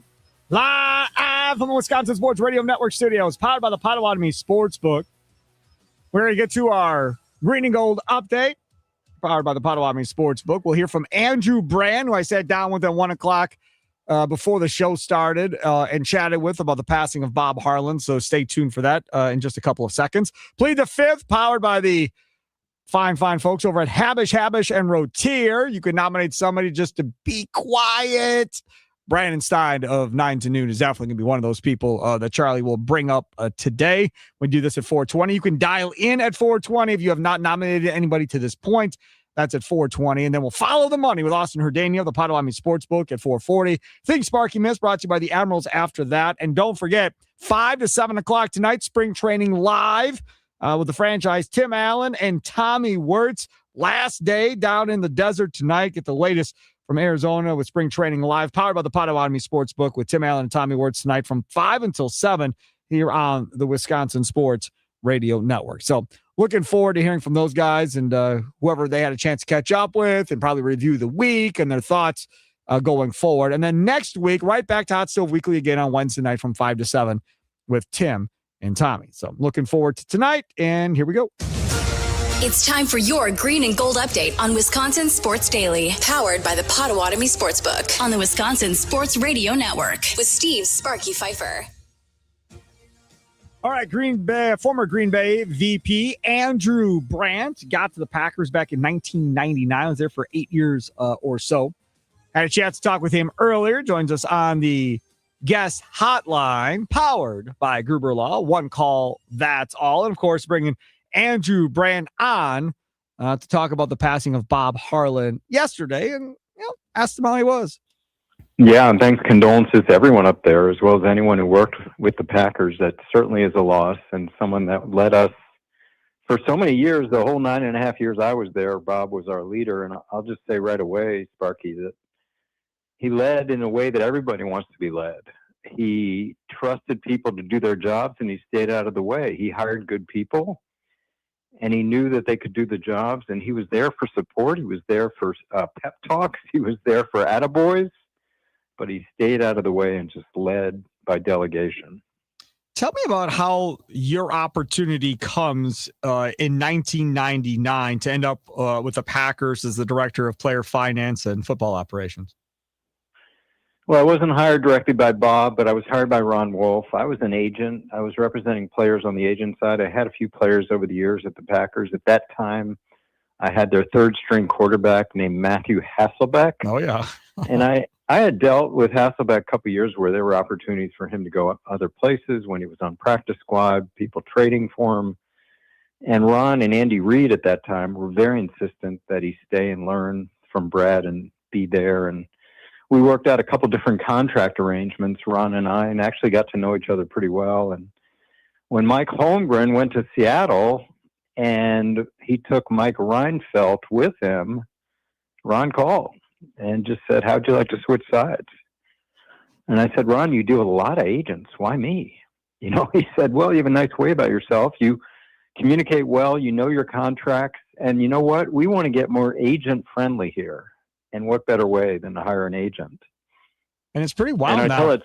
Go ahead. Yeah, I tell that story because Ron saw something, but on a bigger picture level, Bob saw something. You know, Bob saw something in Ron that could make decisions like that could turn around the franchise, that could have an eye for talent, that could run a football operation without Bob's interference, Bob turning it over to him and feeling good about it. Andrew, how rare is it, especially probably now in today's sports, where an owner, I guess, because obviously the Packers don't have an owner, a Harlan or a Mark Murphy or now an Ed Policy, I guess, kind of plays that role of owner, completely stays out of the way of the basketball or the baseball or the football people and let them do their jobs. Yeah, it's rare. I mean, you're right, because he was as close to us having an owner as anything, and that was as unmeddling as it could be. Now, listen, I'm not to say that he sat there and didn't do anything. He ran the executive committee meetings, he ran the board, he ran the administrative side of the organization when they talked about real estate purchase, when they talked about local politics, when they talked about pro shop and pricing, when they talked about tickets and concessions and PR and finance and marketing. That was all Bob. So when I say no meddling, you're really talking about staying out of the way of the football operation, letting Ron and then Ted Thompson run their divisions. And that is rare because, let's be honest, the football side is the quote unquote fun side. And a lot of owners get a kick out of being in that side. And he understood that was not for him to delve into. Talking with Andrew Brandt. Follow him on X at Andrew Brandt. And, of course, the Business of Sports podcast, his Sunday 7 newsletter, all that great stuff Andrew Brandt does, and just a wealth of knowledge that, again, if you're not following him on X and not subscribing to his stuff, you're really missing out. The other part about this, like you said, the football side, the fun stuff, I remember talking to Bob numerous times about how much of a struggle it really was for him to get that initial renovations done at Lambeau Field with that Brown County vote, and just how stressed out he truly was about it. And I think there was questions at one point of whether or not that was actually going to get done. Yeah, we went door to door, and Bob is the eternally optimistic person, the eternally sanguine smile on his face. And he, like me, like all of us, had the door slammed in our face a few times. Like, listen, we know the world out there. Even in football crazy Brown County, Wisconsin, there's not a public appetite for public funding, right? It's just not something that people want to do for an asset worth billions of dollars. So I got it. You know, we had some people like, we're not doing it. And even in football crazy Green Bay, the final vote was something, I forget, it was something like 51.8% to 49.2%, very close. So he did that. He realized how important it was. And again, if you go back to what you were talking about, can you imagine one of these owners going door to door around other parts of the country? It just doesn't happen. Whose idea was it? Was the canvassing? To go door to door with Bob Harlan. Like, was it his idea? Like, where did that even come from? Because you're right. Like, I don't see Bud Selig. I know he didn't. Bud Selig back in the day wasn't knocking on doors to get a new stadium in Milwaukee. Yeah, it's interesting because Bud was on our board, and I think it came up in a board meeting maybe, or maybe it came up in an executive committee meeting, but Bob was all for it. Yeah, as everyone knows, I mean, Bob was he shook hands with everyone. And you're not, you know, when I got there, Ron hired me, so Bob didn't know me that well, and he came in and sat in my office and just said, tell me about you. I don't want to hear about you negotiating contracts or you managing our cap. Tell me about you, your family, your kids, everything I want to know. And he just treated everyone like that. What about the Brett Favre, Aaron Rodgers saga? Obviously, there at the end, that was Murphy having to deal with that. And I remember we used to have Bob Harlan on back in the day on our show, getting his thoughts on how that whole thing was playing out publicly. And you could tell that was kind of tearing him up a little bit because obviously he was connected to Brett in a pretty big way. And I think he probably would have maybe handled that differently than how that whole thing played out. Yeah, it was a time of a lot of transition, including my personal situation where I was moving on. I wanted to do more things in my life beyond with a team. But I was hearing it from all sides. I'd gotten to know Aaron well in those 3 years I was with him. I'd gotten to know Brett obviously very well in my 9 years with him and their agents, and it was all going on. And we were all just trying to see if there's a way out of this without a messy divorce. And I know that's what Bob wanted. Bob just wanted harmony. And on March 3rd of 2008, we had a teary-eyed press conference from Brett Favre. Everyone just walked away with just the best feelings ever about Brett, about where we're going. Everything's great. And then Brett obviously had the itch to play again and assumed that he would be handed his helmet and his starting job as he had for the past 16 years. And that didn't happen because we had moved on. And it was a very tough time. I just think, I can't speak for Bob, obviously, but I just think he, like all of us, thought we had wrapped this in a nice little bow in March, but Brett wanted to play. And I wasn't there, but there's talk about Mark Murphy going to him about an ambassador package and stay retired. And as we all know, Brett didn't want that. He wanted to play, and then he played 3 more years. That's just wild. Talking with Andrew Brandt. Follow him on X at Andrew Brandt, joining us here on Wisconsin Sports Daily.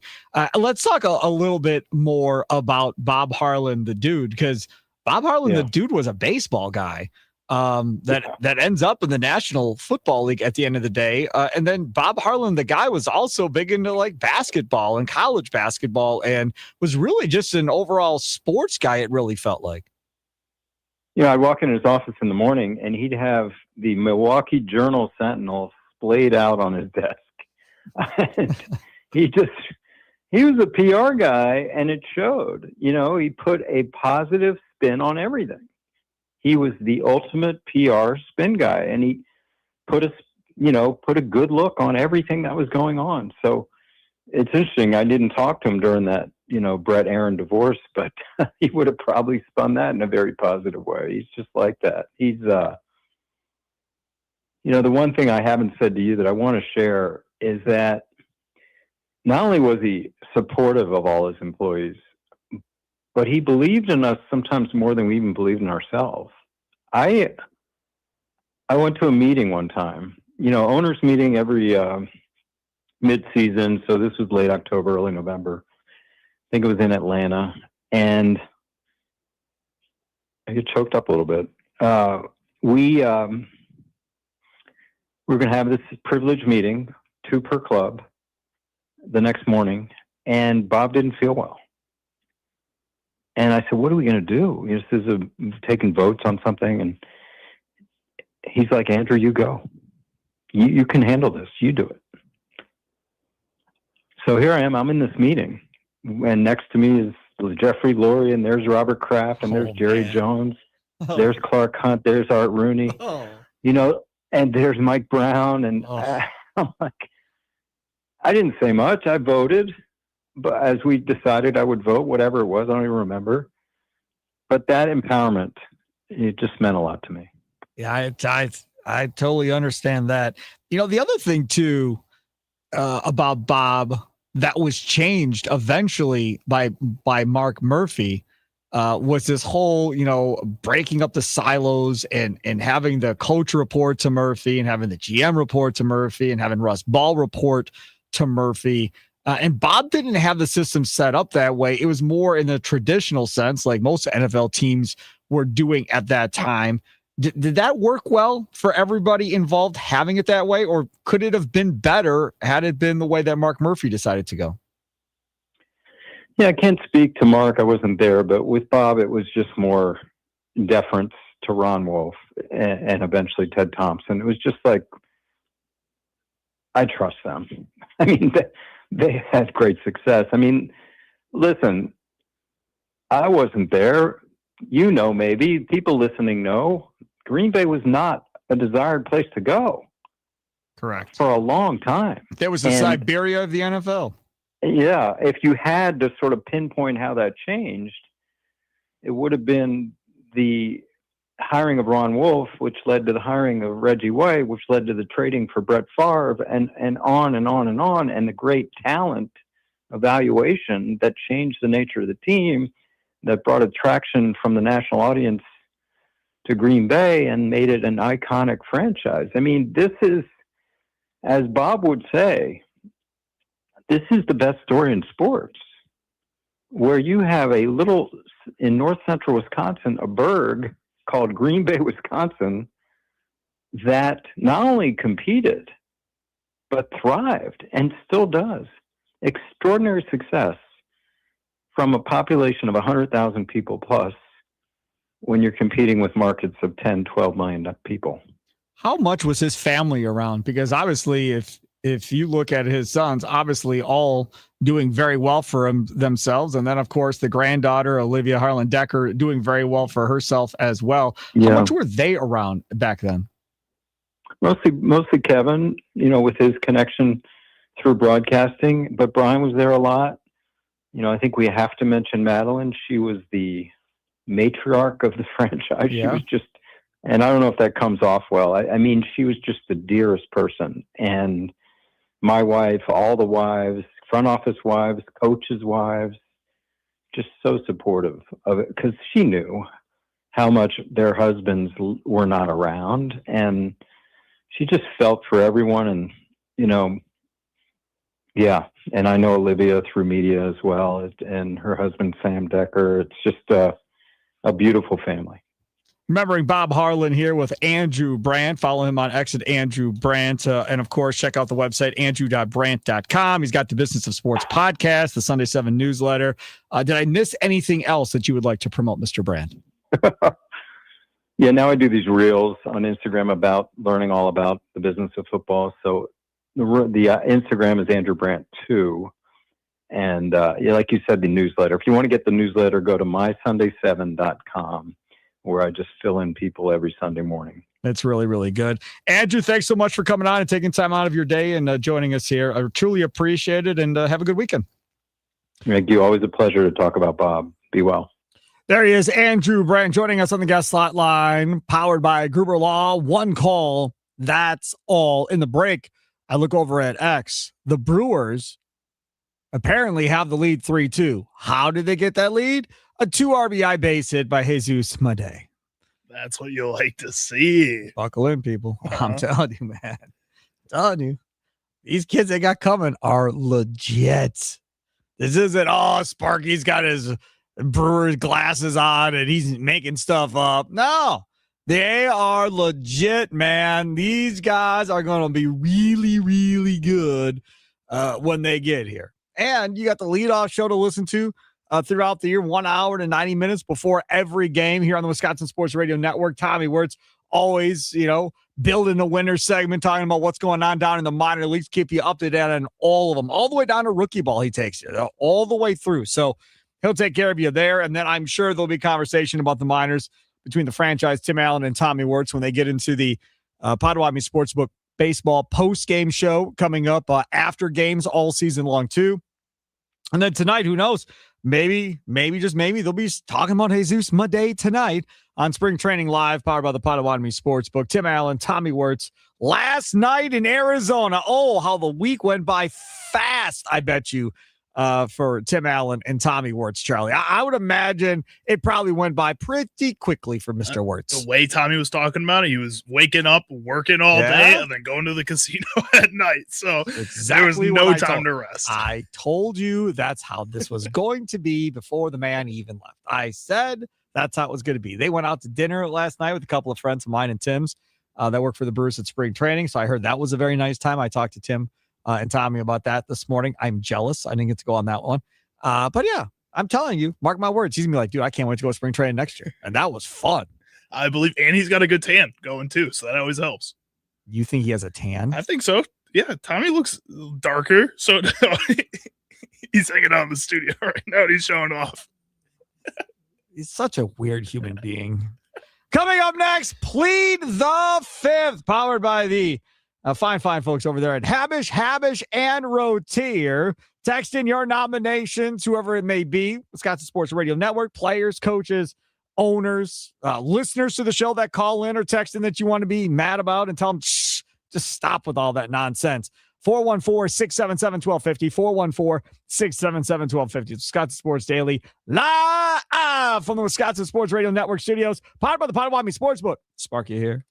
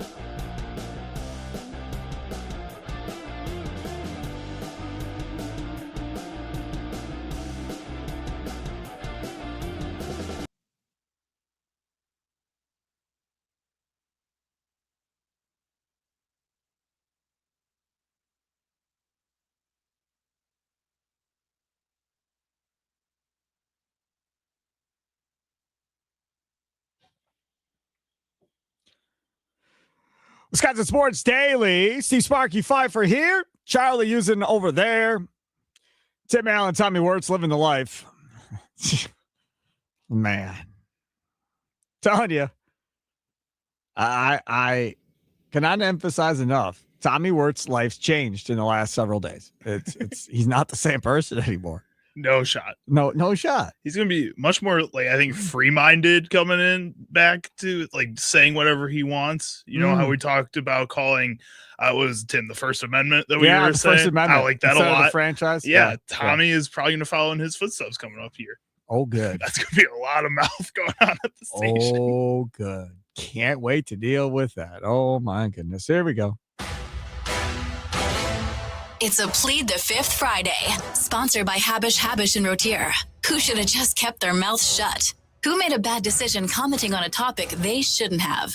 Let's hear who you think should plead the fifth this week on Wisconsin Sports Daily. Served up by Wendy's with Steve Sparky Pfeiffer. Okay, here we go. Time to plead the fifth. Brought to you by Habish and Rotier. Again, before we get into today's plead the fifth question, got to remind you, there's times when it's smart to keep quiet, Brandt Schneid, and times when you need the right team speaking for you. I just looked over there at the text line. We have a plead the fifth for Tommy Wirtz out there over there on the text line in the 414. Plead the fifth for Tommy. He went on this trip, but forgot to mention it to his family. Happy for his opportunity, but his niece thought he went all Bear Grylls and disappeared into the woods. What do you mean you didn't tell your family, Tommy? What are we doing? He talks to, like, his mom and his dad both every day. So, like, somebody would have had known from those two at least. And then I feel like that would have gotten around. Tommy right? Wirtz. All right, can you hear me, Tommy Wirtz? If I bring him up, yeah, can you hear me? Okay. Tommy, you were told to plead the fifth by a family member. I don't know if you heard that or not, because apparently you didn't tell your family you were going on a trip, and now your niece thinks you're Bear Grylls living in the woods somewhere, taking on bears and stuff. I would love to clarify this because I know exactly who sent this in. He is related to me via my brother. I sent a text on Tuesday that said, first day of, quote, work, right? Because we really didn't have anything until Tuesday. Plan is to get about 8 interviews today. Got about an hour and a half of media availability from 8 to 9:30. Pat Murphy talks at 9:45.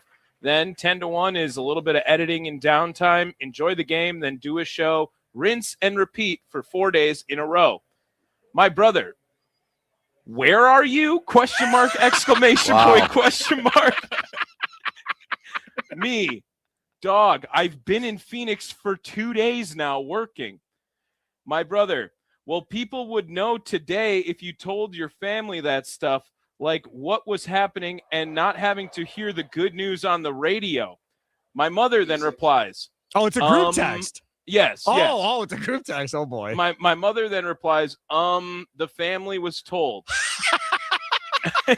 So I have no idea where anyone, you know, my mom also made a Facebook post about this. But in fairness, if you didn't read all the text messages, in fairness, you could argue Tommy already did plead the fifth by not telling you.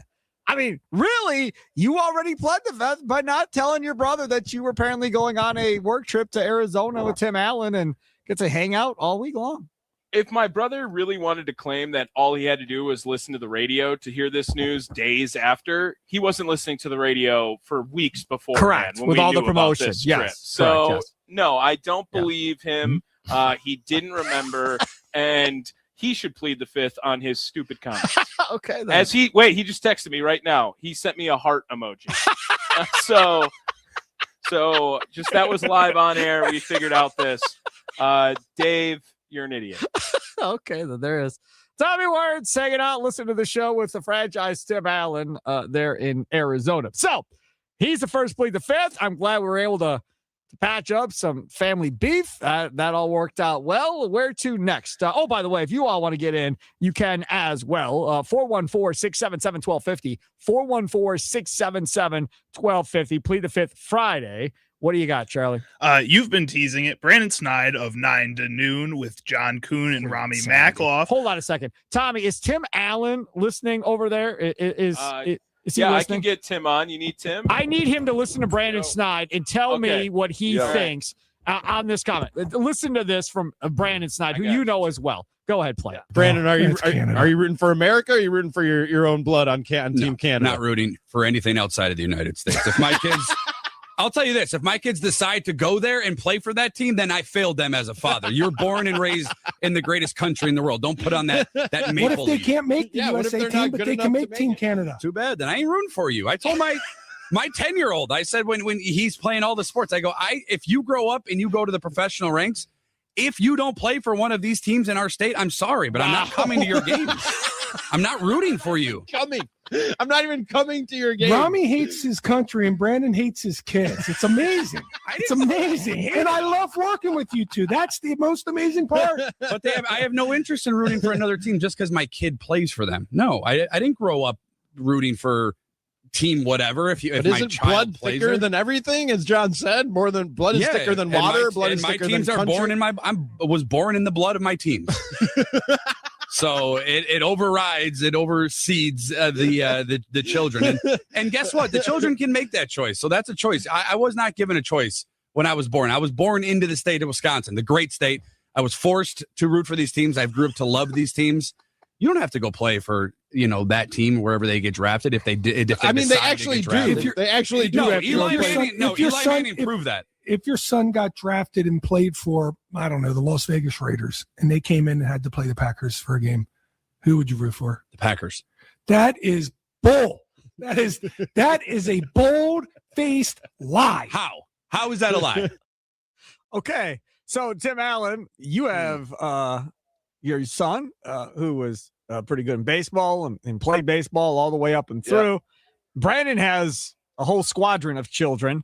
And he's producing for you guys coming up Spring Train Live tonight from 5 to 7, so you can further harass him. Your thoughts on this exactly?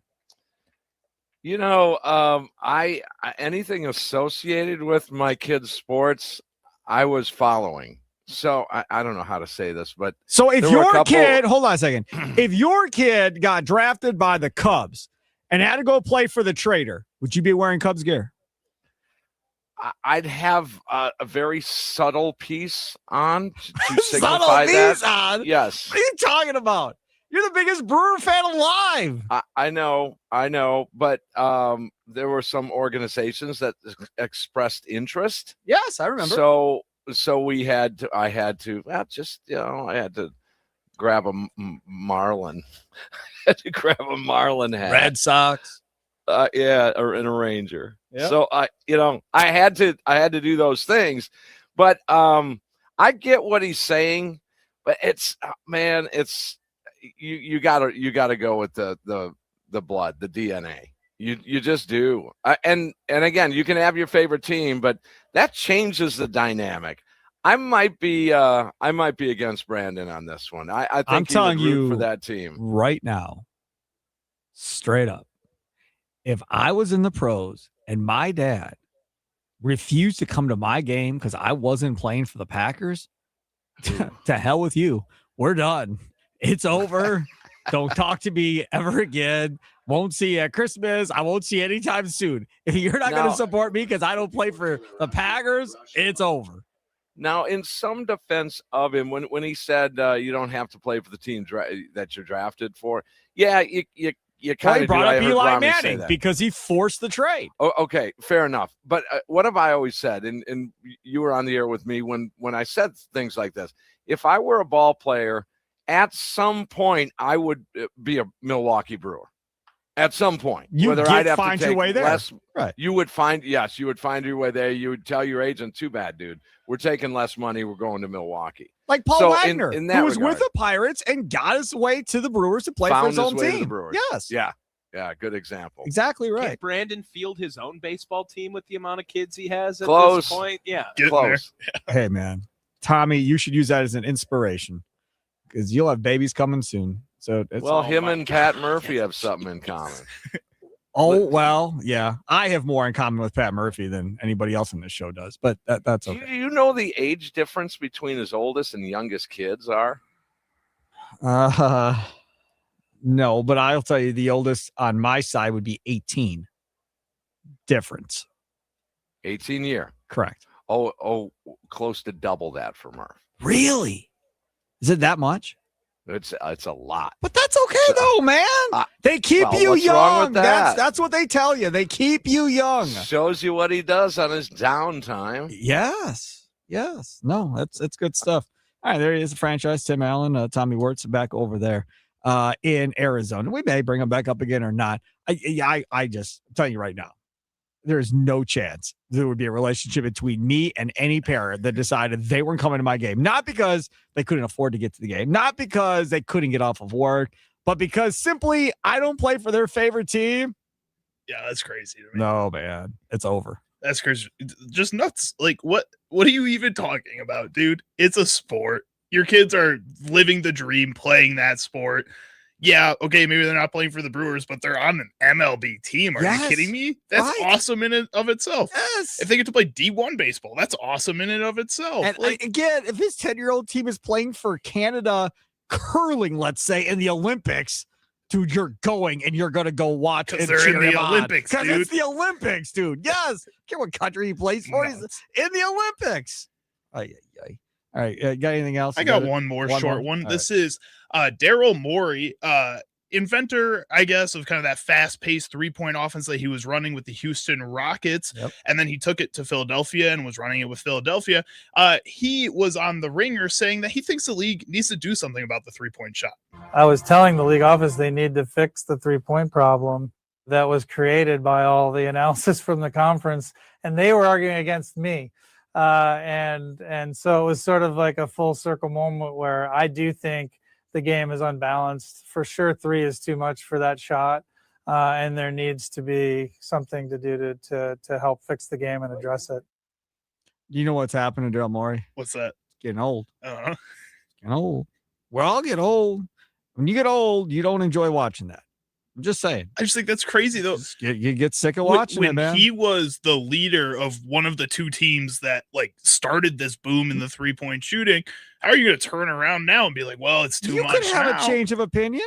I think that's you crazy. could change your opinion because it's gone too far. Before it was an advantage because his teams were only one of a couple that were doing it. So now he's just mad because now he doesn't have the advantage. Everybody's doing it, and they're doing it to a way greater length. And the Boston Celtics have taken this thing and put it on steroids as far as the number of threes that they shoot in a game. That still works. That is not an enjoyable product to watch, in my opinion. But it works. It keeps them at the top of the East year in, year out. And they play phenomenal defense, which is how the Bucks won a championship on both those things. And back when we thought the Bucks might actually get into the play-in tournament, I did not want to deal with the Boston Celtics because I thought that's the team to beat in the East for sure. We'll see what our guy Austin Herdinho thinks over there at the Potawatomi Sportsbook about the Celtics coming up next as we follow the money with Austin Herdinho.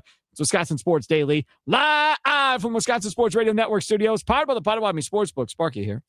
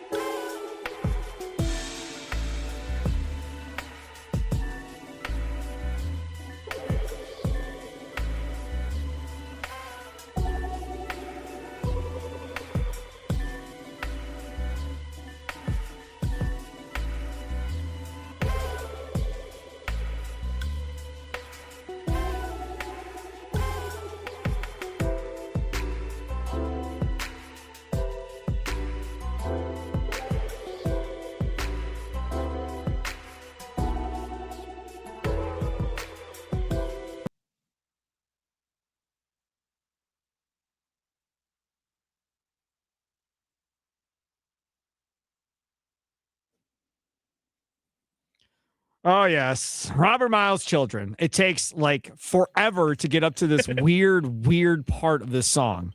And away we go. That's Wisconsin Sports Daily. See Sparky Pfeiffer here. Charlie using dancing over there. You can't see him because he has his camera off. Coming up for the last segment before we get to Spring Training Live, powered by the Potawatomi Sportsbook with Tim Allen and Tommy Wirtz from 5 until 7. We got to get things Sparky missed, brought to you by the Milwaukee Admirals. But before we do that, we've got to do this. It's time to follow the money with Austin Herdina, the sportsbook manager of the Potawatomi Sportsbook on Wisconsin Sports Daily, served up by Wendy's on 1250 AM and 105.7 FM, The Fan. Austin, you got green hair over there? Is that what's going on? You dye your hair green? No, the lights are a little brighter today in here. Maybe that's it's the lights.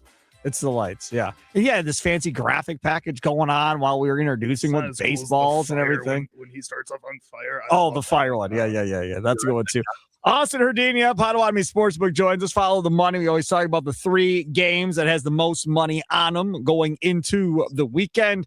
Austin Herdina, where are we going first?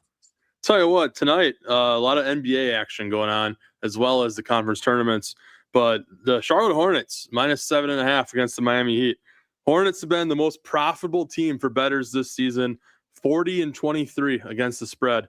They're currently on a 6-game winning streak, facing Miami, who's playing second half of a back-to-back. The Heat are likely to rest some players as well, while the Hornets are healthy. So I like Charlotte, -7.5. That seems to make a lot of sense. All right, second most money. Where are we going next? Tell you what, people love betting the Spurs, and we are pretty lopsided every time the Spurs play. They just love Spurs, love the Wembanyama props, everything. Spurs have won 6 straight games at home, and they're home tonight against the Clippers. The spread is also 7.5, and the Spurs are 8-1 when they're favored by 7 or more points this season. So it's a good spot to take Spurs again. Yeah, screw Wembanyama and the props, whatever. He screwed me out. I'm talking about Wembanyama, no damn props. What else you got? Phoenix Suns, -6 against the Pelicans. Pelicans are the worst team in the Western Conference right now. They've struggled significantly, especially on the road. Suns are dealing with a lot going on as well. Some off-court issues, distractions. One of their players, got picked up by the police the other night. Dylan Brooks. Yeah. But it's so sad to hear that about poor Dylan Brooks. Aw, not really. Go ahead. But the Pelicans, they don't have many weapons. So I think Suns -6 is another bet that's getting a lot of money, and I respect that too. That's good stuff. College basketball, like you said, conference games coming up here. And then before you know it, we're into the tournament as well. And then mixed into all of that, you have baseball starting with opening day and so forth. So I'd have to imagine here, I mean, March going into April has got to be super busy. Yeah, and don't forget, even tonight, the World Baseball Classic is going on. USA plays their first game tonight. So, yeah, we got people who love betting, even spring training. I mean, we got lines. People are betting them.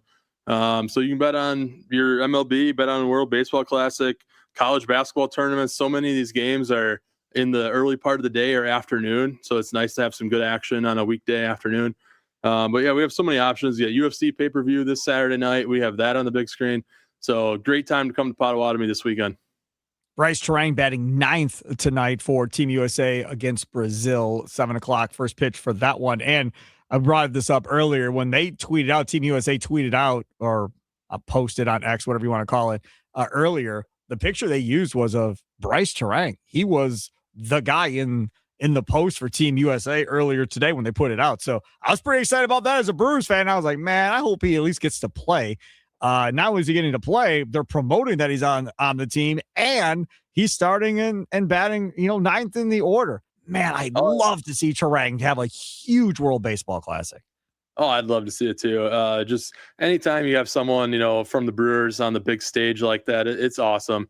So yeah, Bryce Terang, he's one of the best second basemen in baseball, I think, right now. No, absolutely. Platinum glove, all that fun stuff a couple of years ago. Thank you so much for coming on, Austin Herdania. Enjoy the rest of your night. Do you work all weekend? I'll be here tomorrow. So you're off Sunday. All right, good. Oh, that's nice. Enjoy the warm weather, and yeah, just gotta get through the weather tonight. Austin, thank you so much. There he is, Austin Herdania, looking great as always, right there on the guest hotline, powered by Gruber Law. One call, and that is all. What story did Sparky miss talking about today on Wisconsin Sports Daily? Don't you worry. Sparky's got you covered now. Don't miss Milwaukee Admirals hockey this season. Don't just buy tickets. Invest in memories at MilwaukeeAdmirals.com.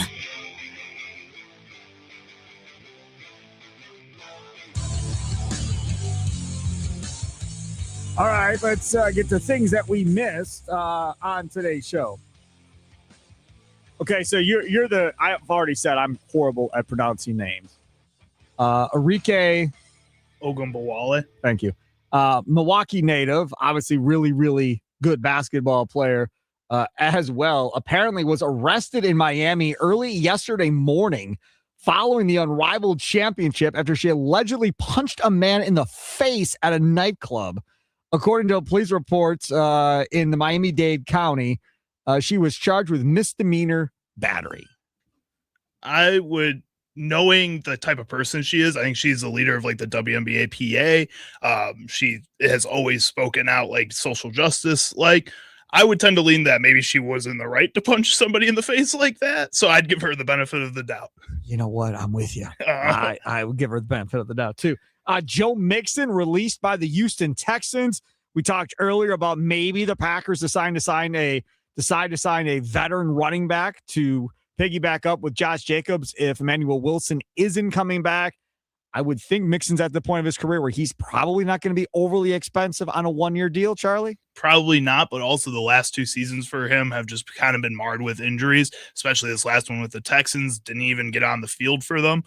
I would say that's a guy I would want to stay away from if I were him. This is starting to get to the end of your career. I'd start thinking about the health. Taylor Decker out of the Detroit Lions organization, longest tenured Lion to this point, 10 years, and has played tackle for them for quite some time. I guess I was a little surprised by that. Maybe I shouldn't have been. Their whole offensive line outside of Penei Sewell is going to be brand new, and last year was not good at the end of the year. Losing Taylor Decker, that's a little bit of a hit for the Detroit Lions for sure. No question about that. Buffalo Bills released a handful of players as well. I am really, really wanting to see how aggressive the Packers are going to be in free agency coming up here. Like, are we going to be aggressive and go get like one really, really good player and then we're done? Like one guy, we're out, and we're going to hope that guy's a difference maker, whether that's another edge rusher to play opposite of Micah Parsons, whether that's an impact middle linebacker to play next to Edgerrin Cooper, whether that's a big old dude to play on the defensive line. Or are they going to go, we're going to go get 3 guys that are, but it's better than what we have, and we add some veterans to the team. That's what they've done every year for the past 10 years. We looked at those free agent lists for that team. Well, I mean, Zadarius Smith was thought of to potentially be a guy, but he hadn't shown it was a rising consistently. star, yeah. Correct, right. He wasn't that guy yet. Preston Smith was more established in that free agent class. Adrian Amos was established as well. And Billy Turner was the other guy in that class. That was probably their best class, but nobody saw them trading for Micah Parsons last year. No shot. And that just completed the offseason 100% for them. Correct. It was easy. Yeah. And I don't know necessarily if they get going here again as far as making another trade. Do they become the Rams here and decide to trade away more picks to add another veteran player? It's worked for them recently. They continue to be in the playoffs. They've won a Super Bowl in the last 6 years. That's something all to be proud of. The other part about this that's going to be fun is what are those damn Bears going to do? Because right now, after their latest moves, they got like over $40 million in new money to go out there and spend in free agency. So does that mean they're going to go get Trey Hendrickson and sign that dude to a big deal? We're going to find out. They have a lot of competition within the division. All of these teams are looking for similar type players. And every team in the division needs a center now because Kelly retired on the Vikings. Yep, a 4-time Pro Bowler. That's a big hit for them too. Former Indianapolis Colt. That'll do it for the Friday edition of Wisconsin Sports Daily. Thanks for tuning in. Coming up next, it is the franchise, Tim Allen, Tommy Wirtz, Spring Training Live, powered by the Potawatomi Sportsbook. Last night in Arizona doing the show, and then they will return. And Brandon Snide is in to produce that show tonight, so you'll hear him on the show. Enjoy the rest of your weekend. It's Wisconsin Sports Daily, live from Wisconsin Sports Radio Network studios, powered by the Potawatomi Sportsbook. Good night, Wisconsin. Toodles!